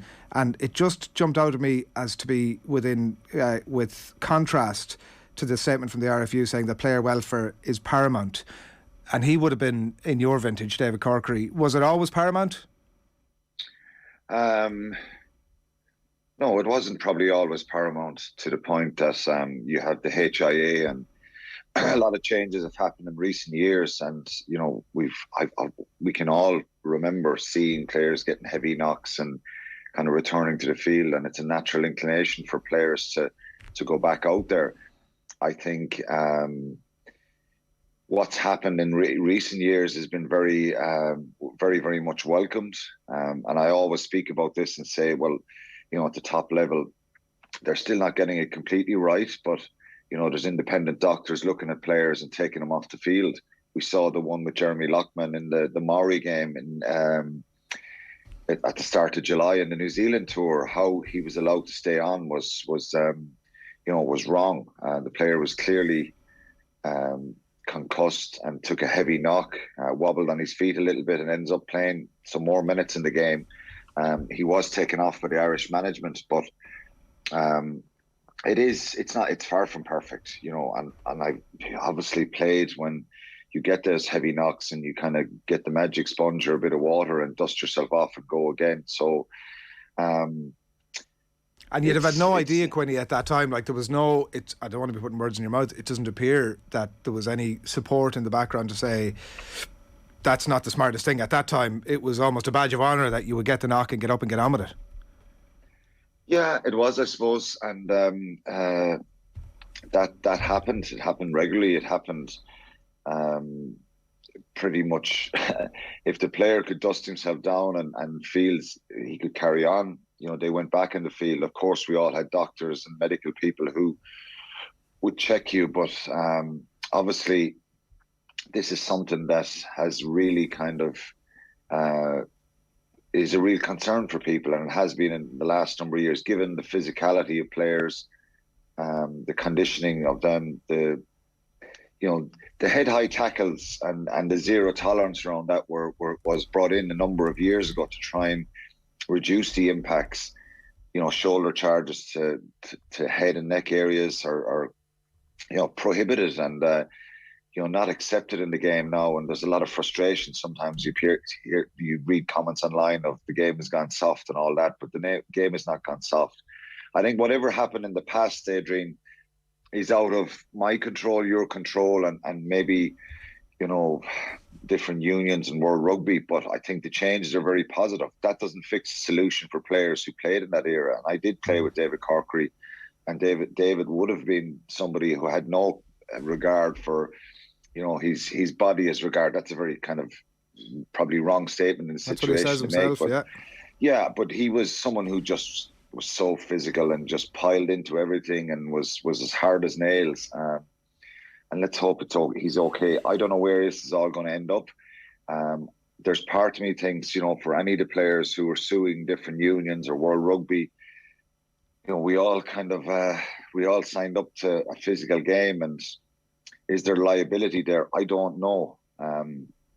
It's certainly setting a precedent in the game. We've seen probably a lot of stuff that's happened in NFL over the years where there has been cases and awards of money for different players who struggled with different sorts of trauma after playing the game, and head knocks and injuries and depression and mental health problems, dementia, all that kind of stuff. But it's certainly concerning. But I keep going back to, there has been a number of positive changes in the game in recent years, but it's still a worry and a concern. And I don't know where these cases are going to end up and who's liable and who's not liable, but no, and it's obviously worrying for the families and the players if they are affected and going through tough situations from it. Yeah, correct, and that is definitely where your thoughts turn to in the first instance, and obviously the element of it all being sub judice, and we will see how all that aspect of it plays out. Can I just ask you one last one in terms of, it's almost been surprising because the cases have been spoken about, there's so many of them high profile cases that have emerged generally in relation to English and Welsh players and Scottish players. It's been less so over here. This is the first time really that we've had it. It's almost been surprising in some ways that it's taken so long. Is there much chatter about it behind the scenes with the rugby community that would have come up through your vintage, Quinny? Not really, to be honest, Adrian. That's why I didn't know about Corks, to be honest, so that's why I was surprised. I didn't see that article, and I didn't, I remember Declan Fitzpatrick having to retire, and, I remember reading about that. I knew Declan pretty well. He was in Irish squads when I was there. I didn't know about Ben Marshall either. So there's not a lot of talk, If you're asking, is there talk between, the Munster WhatsApp group, former players? No, I haven't heard that. Any talk about it. I think there's been conversations of, in people in general in the public might have mentioned it to me, when some of the articles were on the papers about the English and Welsh players in the last year or two, just in passing, that it's a concern and it's a worry, and it's something that is a concern and a worry, but no real chatter amongst our my vintage really. But everybody's conscious and aware of it, and people are a little bit afraid of it as well, because you don't want to comment on it and kind of, we all kind of love the game and know it's very physical. There's part of me thinks, it's a physical game. We all knew that going into the game, but the question is then, could more have been done throughout that period to, if the HIAs were there back in the 90s, would it have made a big difference? It's all down to resources and finances and protocols and all this kind of stuff. It's a little bit like mental health, the stigma around mental health, positive change that have happened in recent years. There's similarities in saying that, someone speaking out about their mental health is seen as a weakness, perceived as a weakness, where you get a head knock in a match and you kind of go off and it's a big game and your teammates are looking around, they visually can't see blood or they can't see a broken bone. Why isn't that player coming back on the field? And the perception is that the player does come back on the field, and that's the way it was. And it wasn't right. No, well, exactly, and that's the case that the three players will make, and that others have made in great depth, obviously across the water as well, that there should have been more information about it. Obviously, the scientific advances weren't where they're at now, and that conversation continues, but we'll see exactly how that plays out. Not entirely unrelated, the Bundee Aki affair, obviously from South Africa last weekend, where he gets red carded and he's since picked up an 8-week ban, and the context of that obviously is the general conversation about this exact topic and the impact of tackles like that on players. Your view on the 8-week ban? Well, it's a lengthy ban, isn't it? And it's a costly one because and it's a costly one particularly for Connacht first, but then for Ireland as well in November. But I suppose I think it's the reaction that kind of makes it worse for him and takes away a little bit of sympathy from some people. I do feel for him a little bit. I think he's had a couple of sending offs. You know, the one Billy Vunipola against England. I think that's unlucky. I think the one at the World Cup, again, the player dips in against Samoa. It's unlucky. But you've got to change behaviours. They're tackle situations.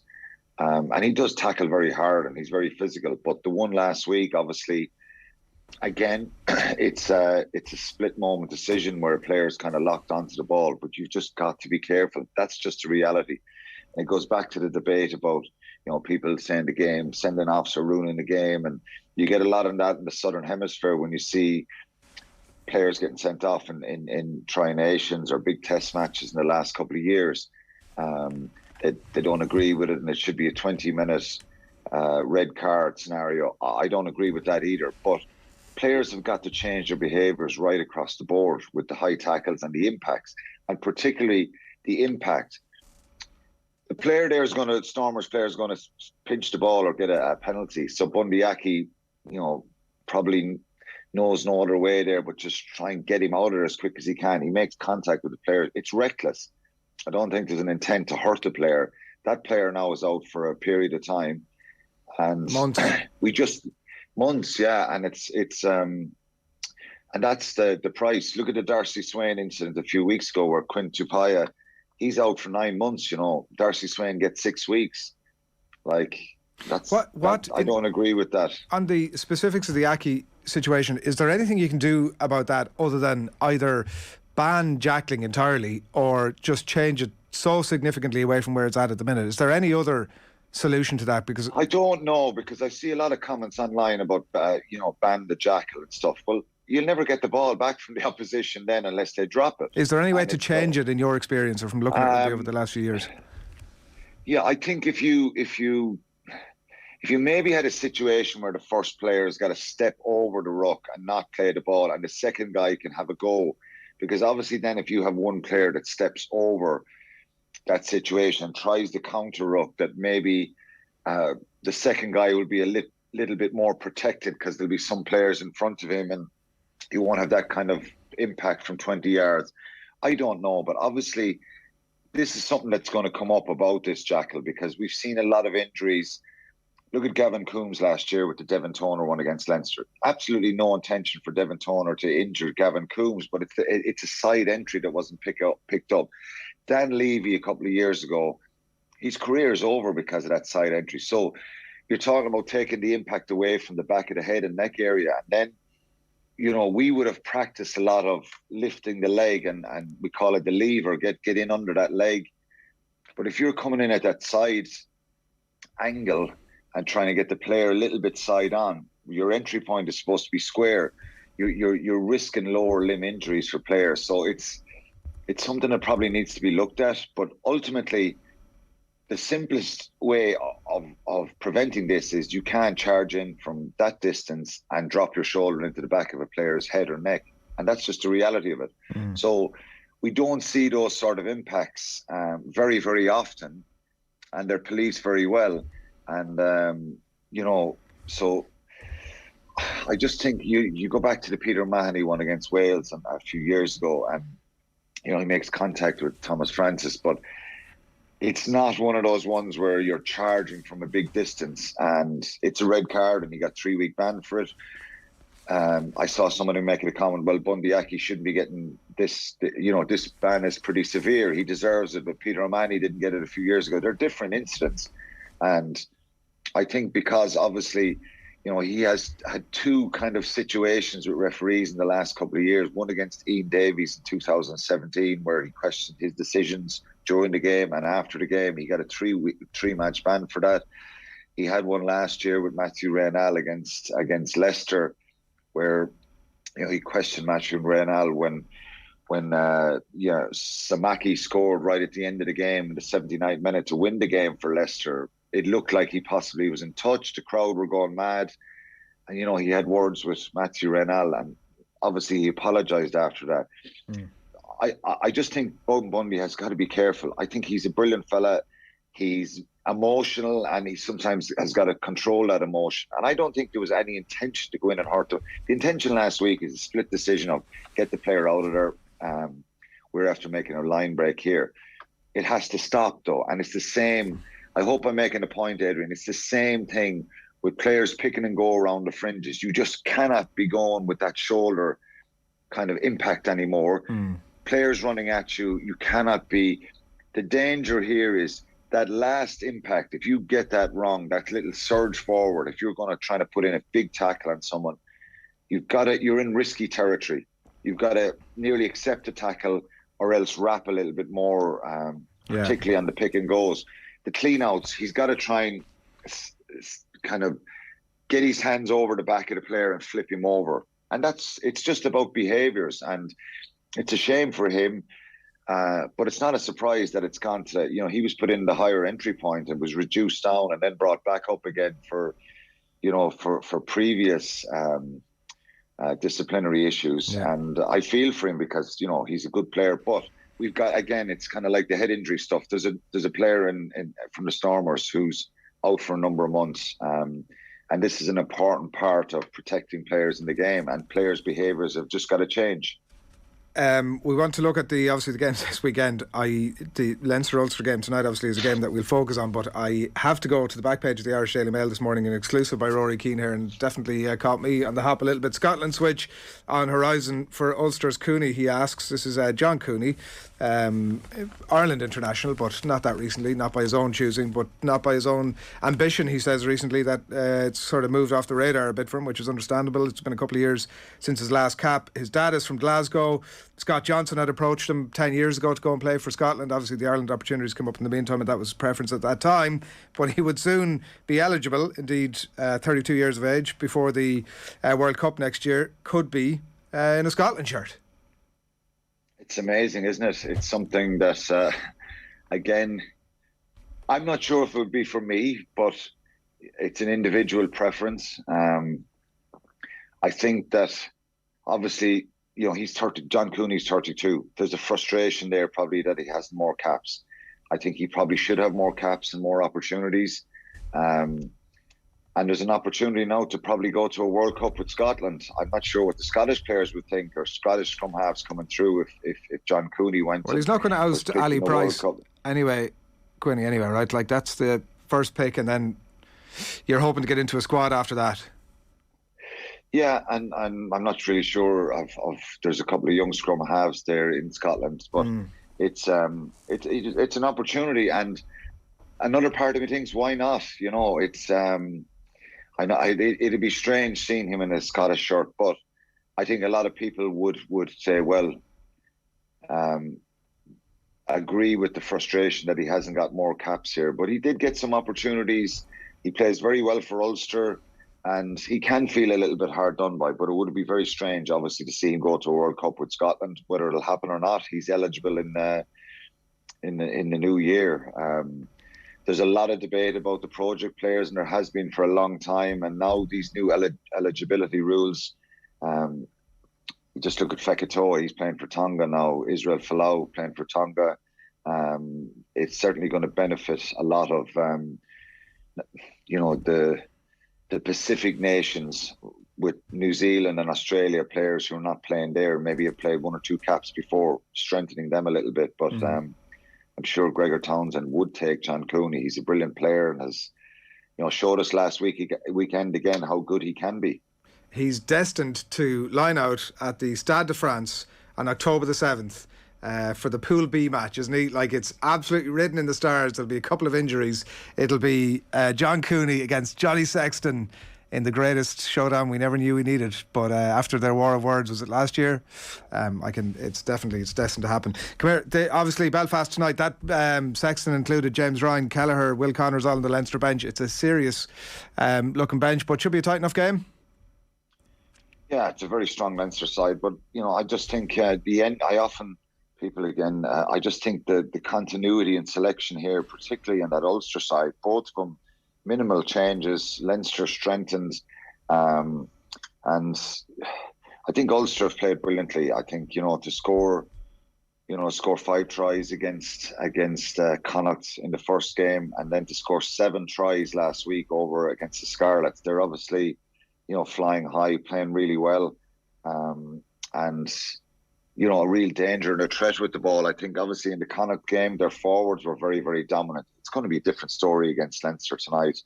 With Jack Conan is back with them. It's a big season for someone like Jack Conan. I think he really wants to kind of get back to the heights that we saw when he was picked in the Lions tour and the season he had that year.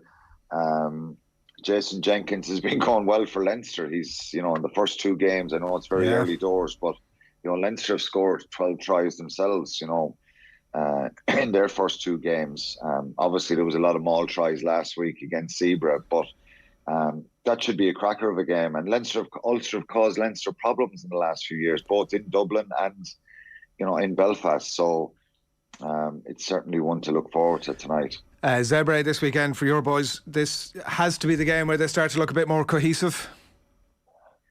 It has to be, but just talking about the continuity of the Ulster and Leinster, Munster are probably going to be chopping and changing again. They've a number of injuries, the depth in the squad, with the 10 players away at the Emerging Ireland tour. So it's going to be a very, very tricky and dangerous game. Zebra scored 5 tries against Leinster, and they scored 5 tries against the Sharks last week. So they've shown how dangerous they can be with ball in hand. And for Munster, they're in a tough place. I think they can get out of it, and they will get out of it. But this is a tricky one, and it's their confidence would have been dented from last week. Graham Rowntree was pretty honest in his assessment, and the players would have been hurting themselves. So they've got to get a reaction and try and find a performance and get some bit of confidence back into the group, because they go to Galway next week, and I sometimes you think should it be performance driven or the result? I think Munster have to get a result here. I think they just got to, and I would say maximum 5 points. They've got to get the 5 points here, and it's all down to how they start the game and try and minimise the mistakes that we've seen the last couple of weeks. They've got to really fix some of those basic errors and problems that they've had. Yeah, very similar story for Connacht, who are at the Bulls tonight. David Hawkshaw 10, another province under fire. See how they go. Quinny, enjoy the rugby over the weekend. Thanks a million. Cheers. Thanks, Adrian. Thanks a lot. Alan Quinlan of the Red 78. Right, it is 9:30. It's Friday morning, and I've enjoyed your company over the last couple of hours, and whatever it is you are up to over the weekend, enjoy it. OTBAM brought to you live each morning by Gillette Labs for an effortless finish to your day. We're back on Monday morning. Ger and Nathan in the hot seats. Samuel Luckhurst of the Manchester Evening News will talk about the Manchester Derby. Neda Manua as well, former Man City player, will be on to talk about Sunday's game. We're going to have reaction to all the weekend's rugby. Nathan will bring you a brilliant, I've no doubt, Gillette Labs performance rankings and much more as well. Besides, we're going to leave you Ireland's first pro surfer, Richie Fitzgerald. He's been talking to Shane about his new book, Cold Water Eden. Enjoy and have a good weekend. Good luck. Alright, you're very welcome back, and I've got a book with me in studio this morning. It's called Cold Water Eden by Richie Fitzgerald. Richie, for those unfamiliar, is a surfing legend, a bit of a legend in the Irish surfing community. Just published this book, and Ireland's first ever professional surfer.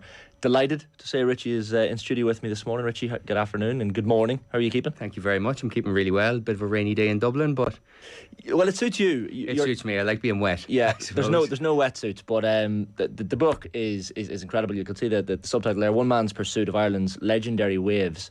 Like, this is a subject we don't get into probably often enough on OTB AM, but.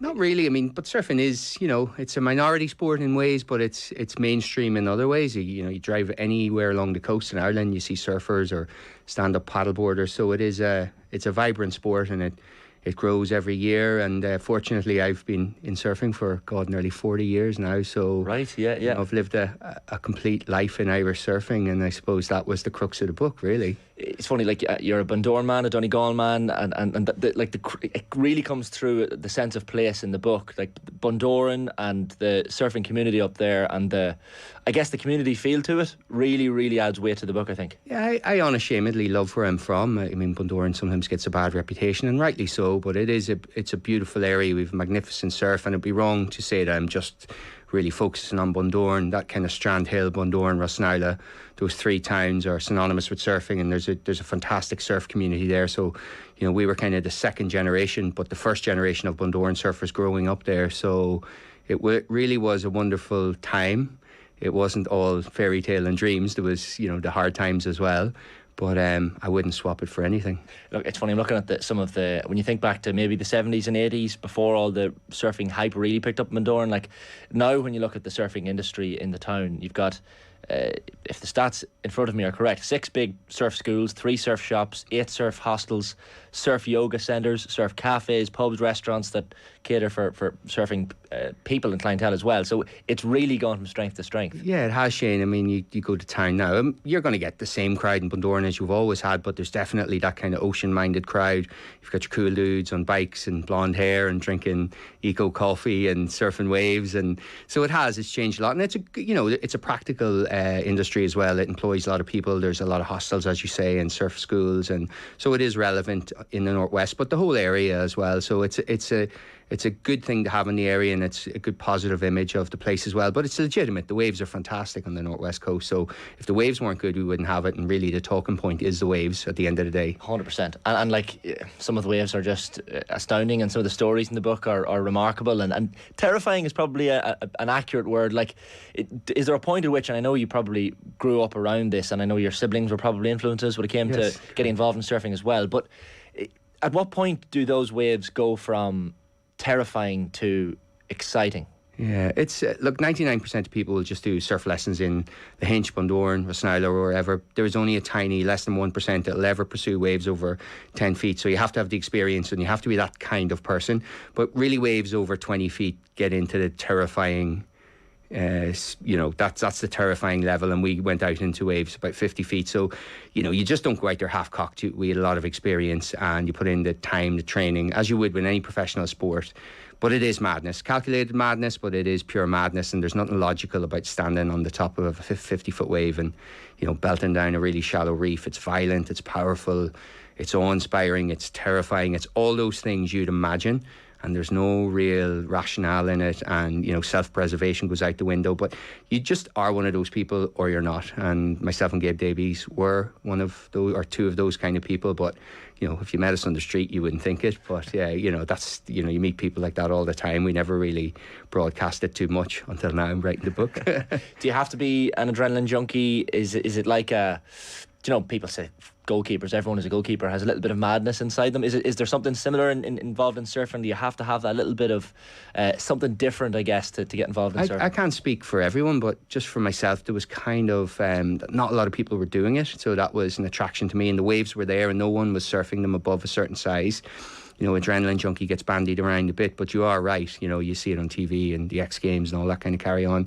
And you wouldn't look at me and think I was an adrenaline junkie. But yeah, you do have to have that certain, I would say, personality, or that certain drive, or that want to go out and put your life in danger to surf gigantic waves. And I guess it was just in my DNA somehow. I love hearing people's origin stories, in sport. And we hear a lot of stories on this show about how people got involved in their hobby or sport or profession or whatever it is. Like reading the story of you starting at the age of 9 in the book, and, using, I think it's melted christening candles that you robbed from the family shop to wax the surfboards. Like that's an incredible way to start, but you have to start somewhere. I mean, we're walking around Dublin today, and there's surf shops and there's Patagonia store around the corner, but there was nothing like that in the cities, or especially on the coast when I grew up. So you had to be inventive. So we used christening candles robbed from mom's shop, marigold gloves over our school gloves, cobbled together bits of wetsuits. I used to wear Dunstores Sizzlers and tracksuit bottoms on with a top, and so it was horrendous, but we didn't really realise it then. That's just the way it was for us. When you look back now, everything's easy in hindsight, but it was hardcore, and it was definitely very inventive, and I couldn't imagine doing it now though. I can imagine. Like it takes its toll on the body, I'd imagine, over a certain number of years. Like it was great, like reading as well when you talked about always being a beach boy from a young age, and you were talking about I'd be there in winter and summer, in and out of the water, building sandcastles, fishing, swimming, body surfing, playing in rock pools, and then your older brothers and sisters obviously as well had a part in that. But there is something beautiful about that. Like, you're obviously from a seaside town anyway, but that love of the beach and the sea has to be ingrained in you from a young age in order to probably delve into the world of surfing anyway. Yeah, I said it to someone yesterday. Where I grew up, obviously 50% of your hinterland is the ocean, or the sea. And if you don't engage with it, whether it's walking on the beach or, collecting shells or surfing or swimming, that's closed off to you. So we were very much a family that faced the sea. And I just loved everything about it, rummaging around in rock pools and swimming and then body surfing and bodyboarding and then surfing. And so we were a family that was engaged in that. And, it was either that or you didn't engage with it at all in Bundoran. So, I was lucky where I grew up and the family I grew up in. We were a really good family and parents were encouraging. So I was very lucky in that respect. Is it something like, we talk about risk, and I guess risk is always relative. Like, you're obviously a strong swimmer, you're used to the currents and the size of the waves. Is there a thing, and you talk about it in the book as well, and your young family, you have a young family and you have kids and a wife, of course, as well. Does that life altering moment when you start having kids change your perception of what you do, or is it kind of just that it clicks you into gear and makes you more I guess, aware of safety? I probably sound very self-serving and a bit dramatic, but yeah, when my daughter Ella was born 10 years ago, it did change. It clicked something in my brain, my DNA or whatever changed. But at the time, I was in my late 30s, then late 40s now. I had achieved a lot. I achieved stuff beyond my ability, really, and beyond my wildest dreams. We'd surfed the biggest waves in Europe. I'd sponsored surfers and really good in Europeans and travelled and got lots of accolades. And I just thought, you know what? That was a really good innings I've had in surfing in the last 30 years. I'm just going to hang my hat on it now because I had a fantastic year, and just the desire wasn't there anymore. I didn't want to. I just had no desire to go out into big pounding waves that would endanger me not being able to be with my daughter Ellen and my son Kai. So it sounds dramatic, but it's absolutely true. Yeah, something switched off in me that day when Ella was born in Sligo General Hospital, and it never really has switched on again. There's a great section in the book I want to just touch on here, that where you talk about how all-consuming the surfing world is, and it perfectly kind of encapsulates, I guess, how all-consuming it has to be in order to be as good as it is. So you say on page 97 here in the book, surfing really started to dominate every aspect of my life: my physical shape, my desire, my mental attitude and financial thinking. It's a sport that makes you single-minded, verging on the obsessive, which leads you down a road of insatiable greed with your free time.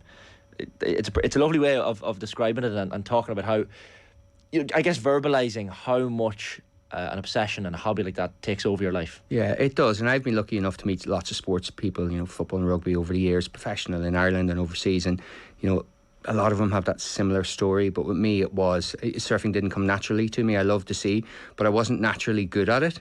So I really had to work at it, and I'm stubborn and I'm driven when I want to be. So I just spent thousands of hours, 12 hours a day in the water, until my mom would come down or send one of my siblings down to drag me out, and I'd be dehydrated and sick the next day. But I think it takes that to excel at a sport if you want to. And I just had be in my bonnet about it from a very young age. I just wanted to be better.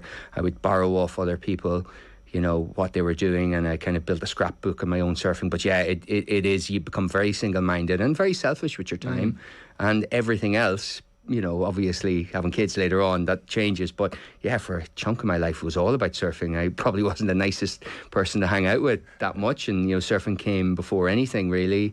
But that's what you have to do if you want to, especially in Ireland, like if you wanted to open those doors to the international scene, which are kind of open now, but we were the first, to push through that. And that's what it took, and that's what I did.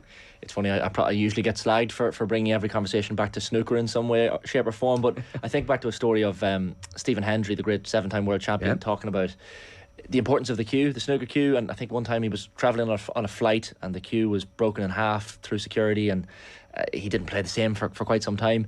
Like, looking through the photos in the middle of the book and all the different surfboards you've had over the years, just how important is finding that board that well becomes almost an extension of yourself, really? It's absolutely important. It took me a long time to work that out because there's a lot of idiosyncrasies in board design, and millimeters make a difference in it. But yeah, eventually I found, you know, some good board shapers in California and on the Hawaiian Islands and within Europe. And you do have your favourite surfboards. I had a blue surfboard in the mid-90s that I loved, the Hawaiian Island Creations.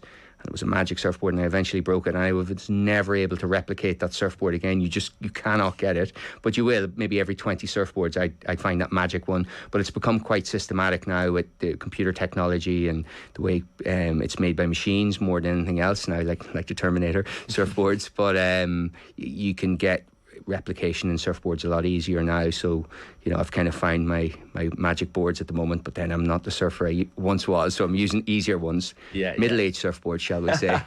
I'd say you're still not bad on the board.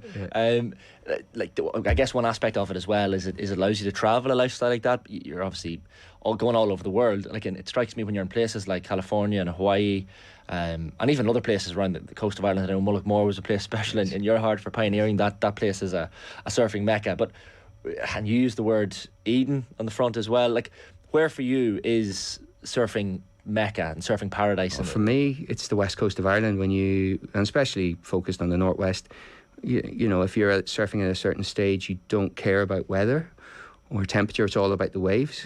So as lovely as it is to surf in Barbados and, you know, all these hot places, and I did touch on travel, but I've pretty much travelled everywhere. I've surfed almost every wave I've ever wanted to surf, but there's nowhere like home. There's nowhere as good as the west coast of Ireland in my eyes. If you could just put up with a bit of harsh weather in the winter, we've got magnificent coastline, beautiful beaches, an unbelievably good surf. And it's not just me that says it. It's, you know, people like Kelly Slater who, you know, said Ireland's a cold water paradise. So, you know, I can say it, but I'm local. But when you hear other people say it, you think, wow, we really have something special on the west coast. I mentioned Mullaghmore there, and most Irish people listening will know Mullaghmore. A lot of them will have been to Mullaghmore and seen the size of the waves there. And you talk in the book about how that being, you know, pioneering the big waves there as being one of, if not the most proud things you've done in your career. Maybe talk to us about that and the work you did with Gabe Davis in Mullaghmore and turning Mullaghmore from a town into a place we all recognise as a surfing it was pivotal in my life. But, you know, growing up in Mullaghmore, it's a beautiful town. It's in Sligo, not Donegal, so it's across the border from us, and I must always state that. But we knew there was a big wave out there, and we'd been looking at it, especially me, for my whole life, but no one was surfing it. And, you know, waves at a certain intensity or a certain size, you cannot physically paddle into them. So when jet ski technology came on board in the late 90s, where you're like a water skier and you get towed into a wave that's too big to paddle into, which is a crazy kind of thing to think of. So we started tinkering with Mullaghmore, and we were really the first out there. There wasn't many, there was only one or two crews in Europe, so we were the first out there, and we just worked it out. It was trial and error, you know, loads of bad days, loads of hammerings, and then eventually you get your good waves and you build it up and you surf it at 10 foot and 20 foot and 25 foot and 30 foot and eventually up to 50 feet. But now it's, you know, it's so well established, it rolls off the tongue of nearly every surfer in the world knows Mullaghmore. But when we used to go out, it was just sheep and seagulls watching us. Now there's thousands of people who go out to watch, but I like that. That's progress, and I'm glad we pioneered it, because I'll always have that forever, you know. Yeah, of course. Like you touch on the book as well about on OCD, and you touch on burnout, and burnout's a thing that's come up in this studio different times with different sports people who just reach the end of their tether with their sport, or they just move on to different things. But it's a serious issue, you know, for all sports people, and with sports psychology as serious as it is now, and rightfully so, it's becoming maybe something that can be managed. But burnout is something that impacted you as well. It was burnout and mental health, you know. I definitely suffered from it. It was, you know, self-inflicted. I had a lot of anxiety, and, you know, just striving all the time and pushing. I mean, now it's well recognised. Luckily I had a good family and, you know, worked it out eventually. But yeah, I used to burn out. I just wanted everything to be the maximum, be the best I could at everything, which you're never going to be. So, you know, I would be a contest and surfing big waves and trying to improve myself as a professional surfer, because I was the first one in Ireland to sign a pro deal. And especially after the World Championships in California, where I had a double whammy last, I came back and I just didn't want anything to do with surfing for a few months. I played indoor football and watched rugby on TV and totally disconnected, and that was refreshing as well. And you just have to surround yourself with good people. I mean, there's a lot more awareness of it now, but certainly, yeah, there's times in my life I was a mess. You know, luckily I didn't have that desire to turn to a vice. I just would work it out myself. So I suppose I never had to go down that road. But absolutely, you get burnout even in something as gloriously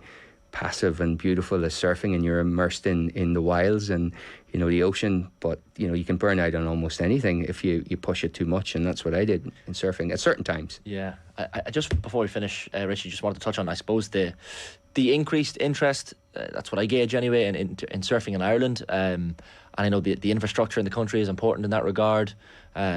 I guess surfboard technology, and I think you touch on wetsuit technology and that sort of thing, getting people involved. But is that something you've noticed, that a tangible increase in Irish people especially being interested in surfing? Absolutely. I mean, it's very hard to gauge for me now. It used to be very centred on Bundoran and Lahinch and Tramore and Portrush and all those towns, Strandhill. Now it's widespread. You'll see surfboards on every road in Ireland and all around the place. But it is that kind of space age technology, and pricing has gone down in wetsuits and surfboards, availability and just knowledge. Irish people are facing the sea a lot more. We used to face away from it a lot. So Irish people are engaged with the sea. You can see, especially over COVID, a lot of people got into sea swimming, and that all lends itself to engagement with the sea, and a lot of people are surfing, and that's what I love. But yeah, absolutely, it's getting busier, and people are doing it a lot more every year, so hopefully that continues. Long may continue, for sure. Where can people get their hands on a copy of the book, Richie? I think Eason's and all good bookstores, Hodges and Figgis. It's been Dubray's, so I think it's in all good bookstores nationwide at the moment. OTB AM with Gillette. Get into your flow with the new Gillette Labs Razor with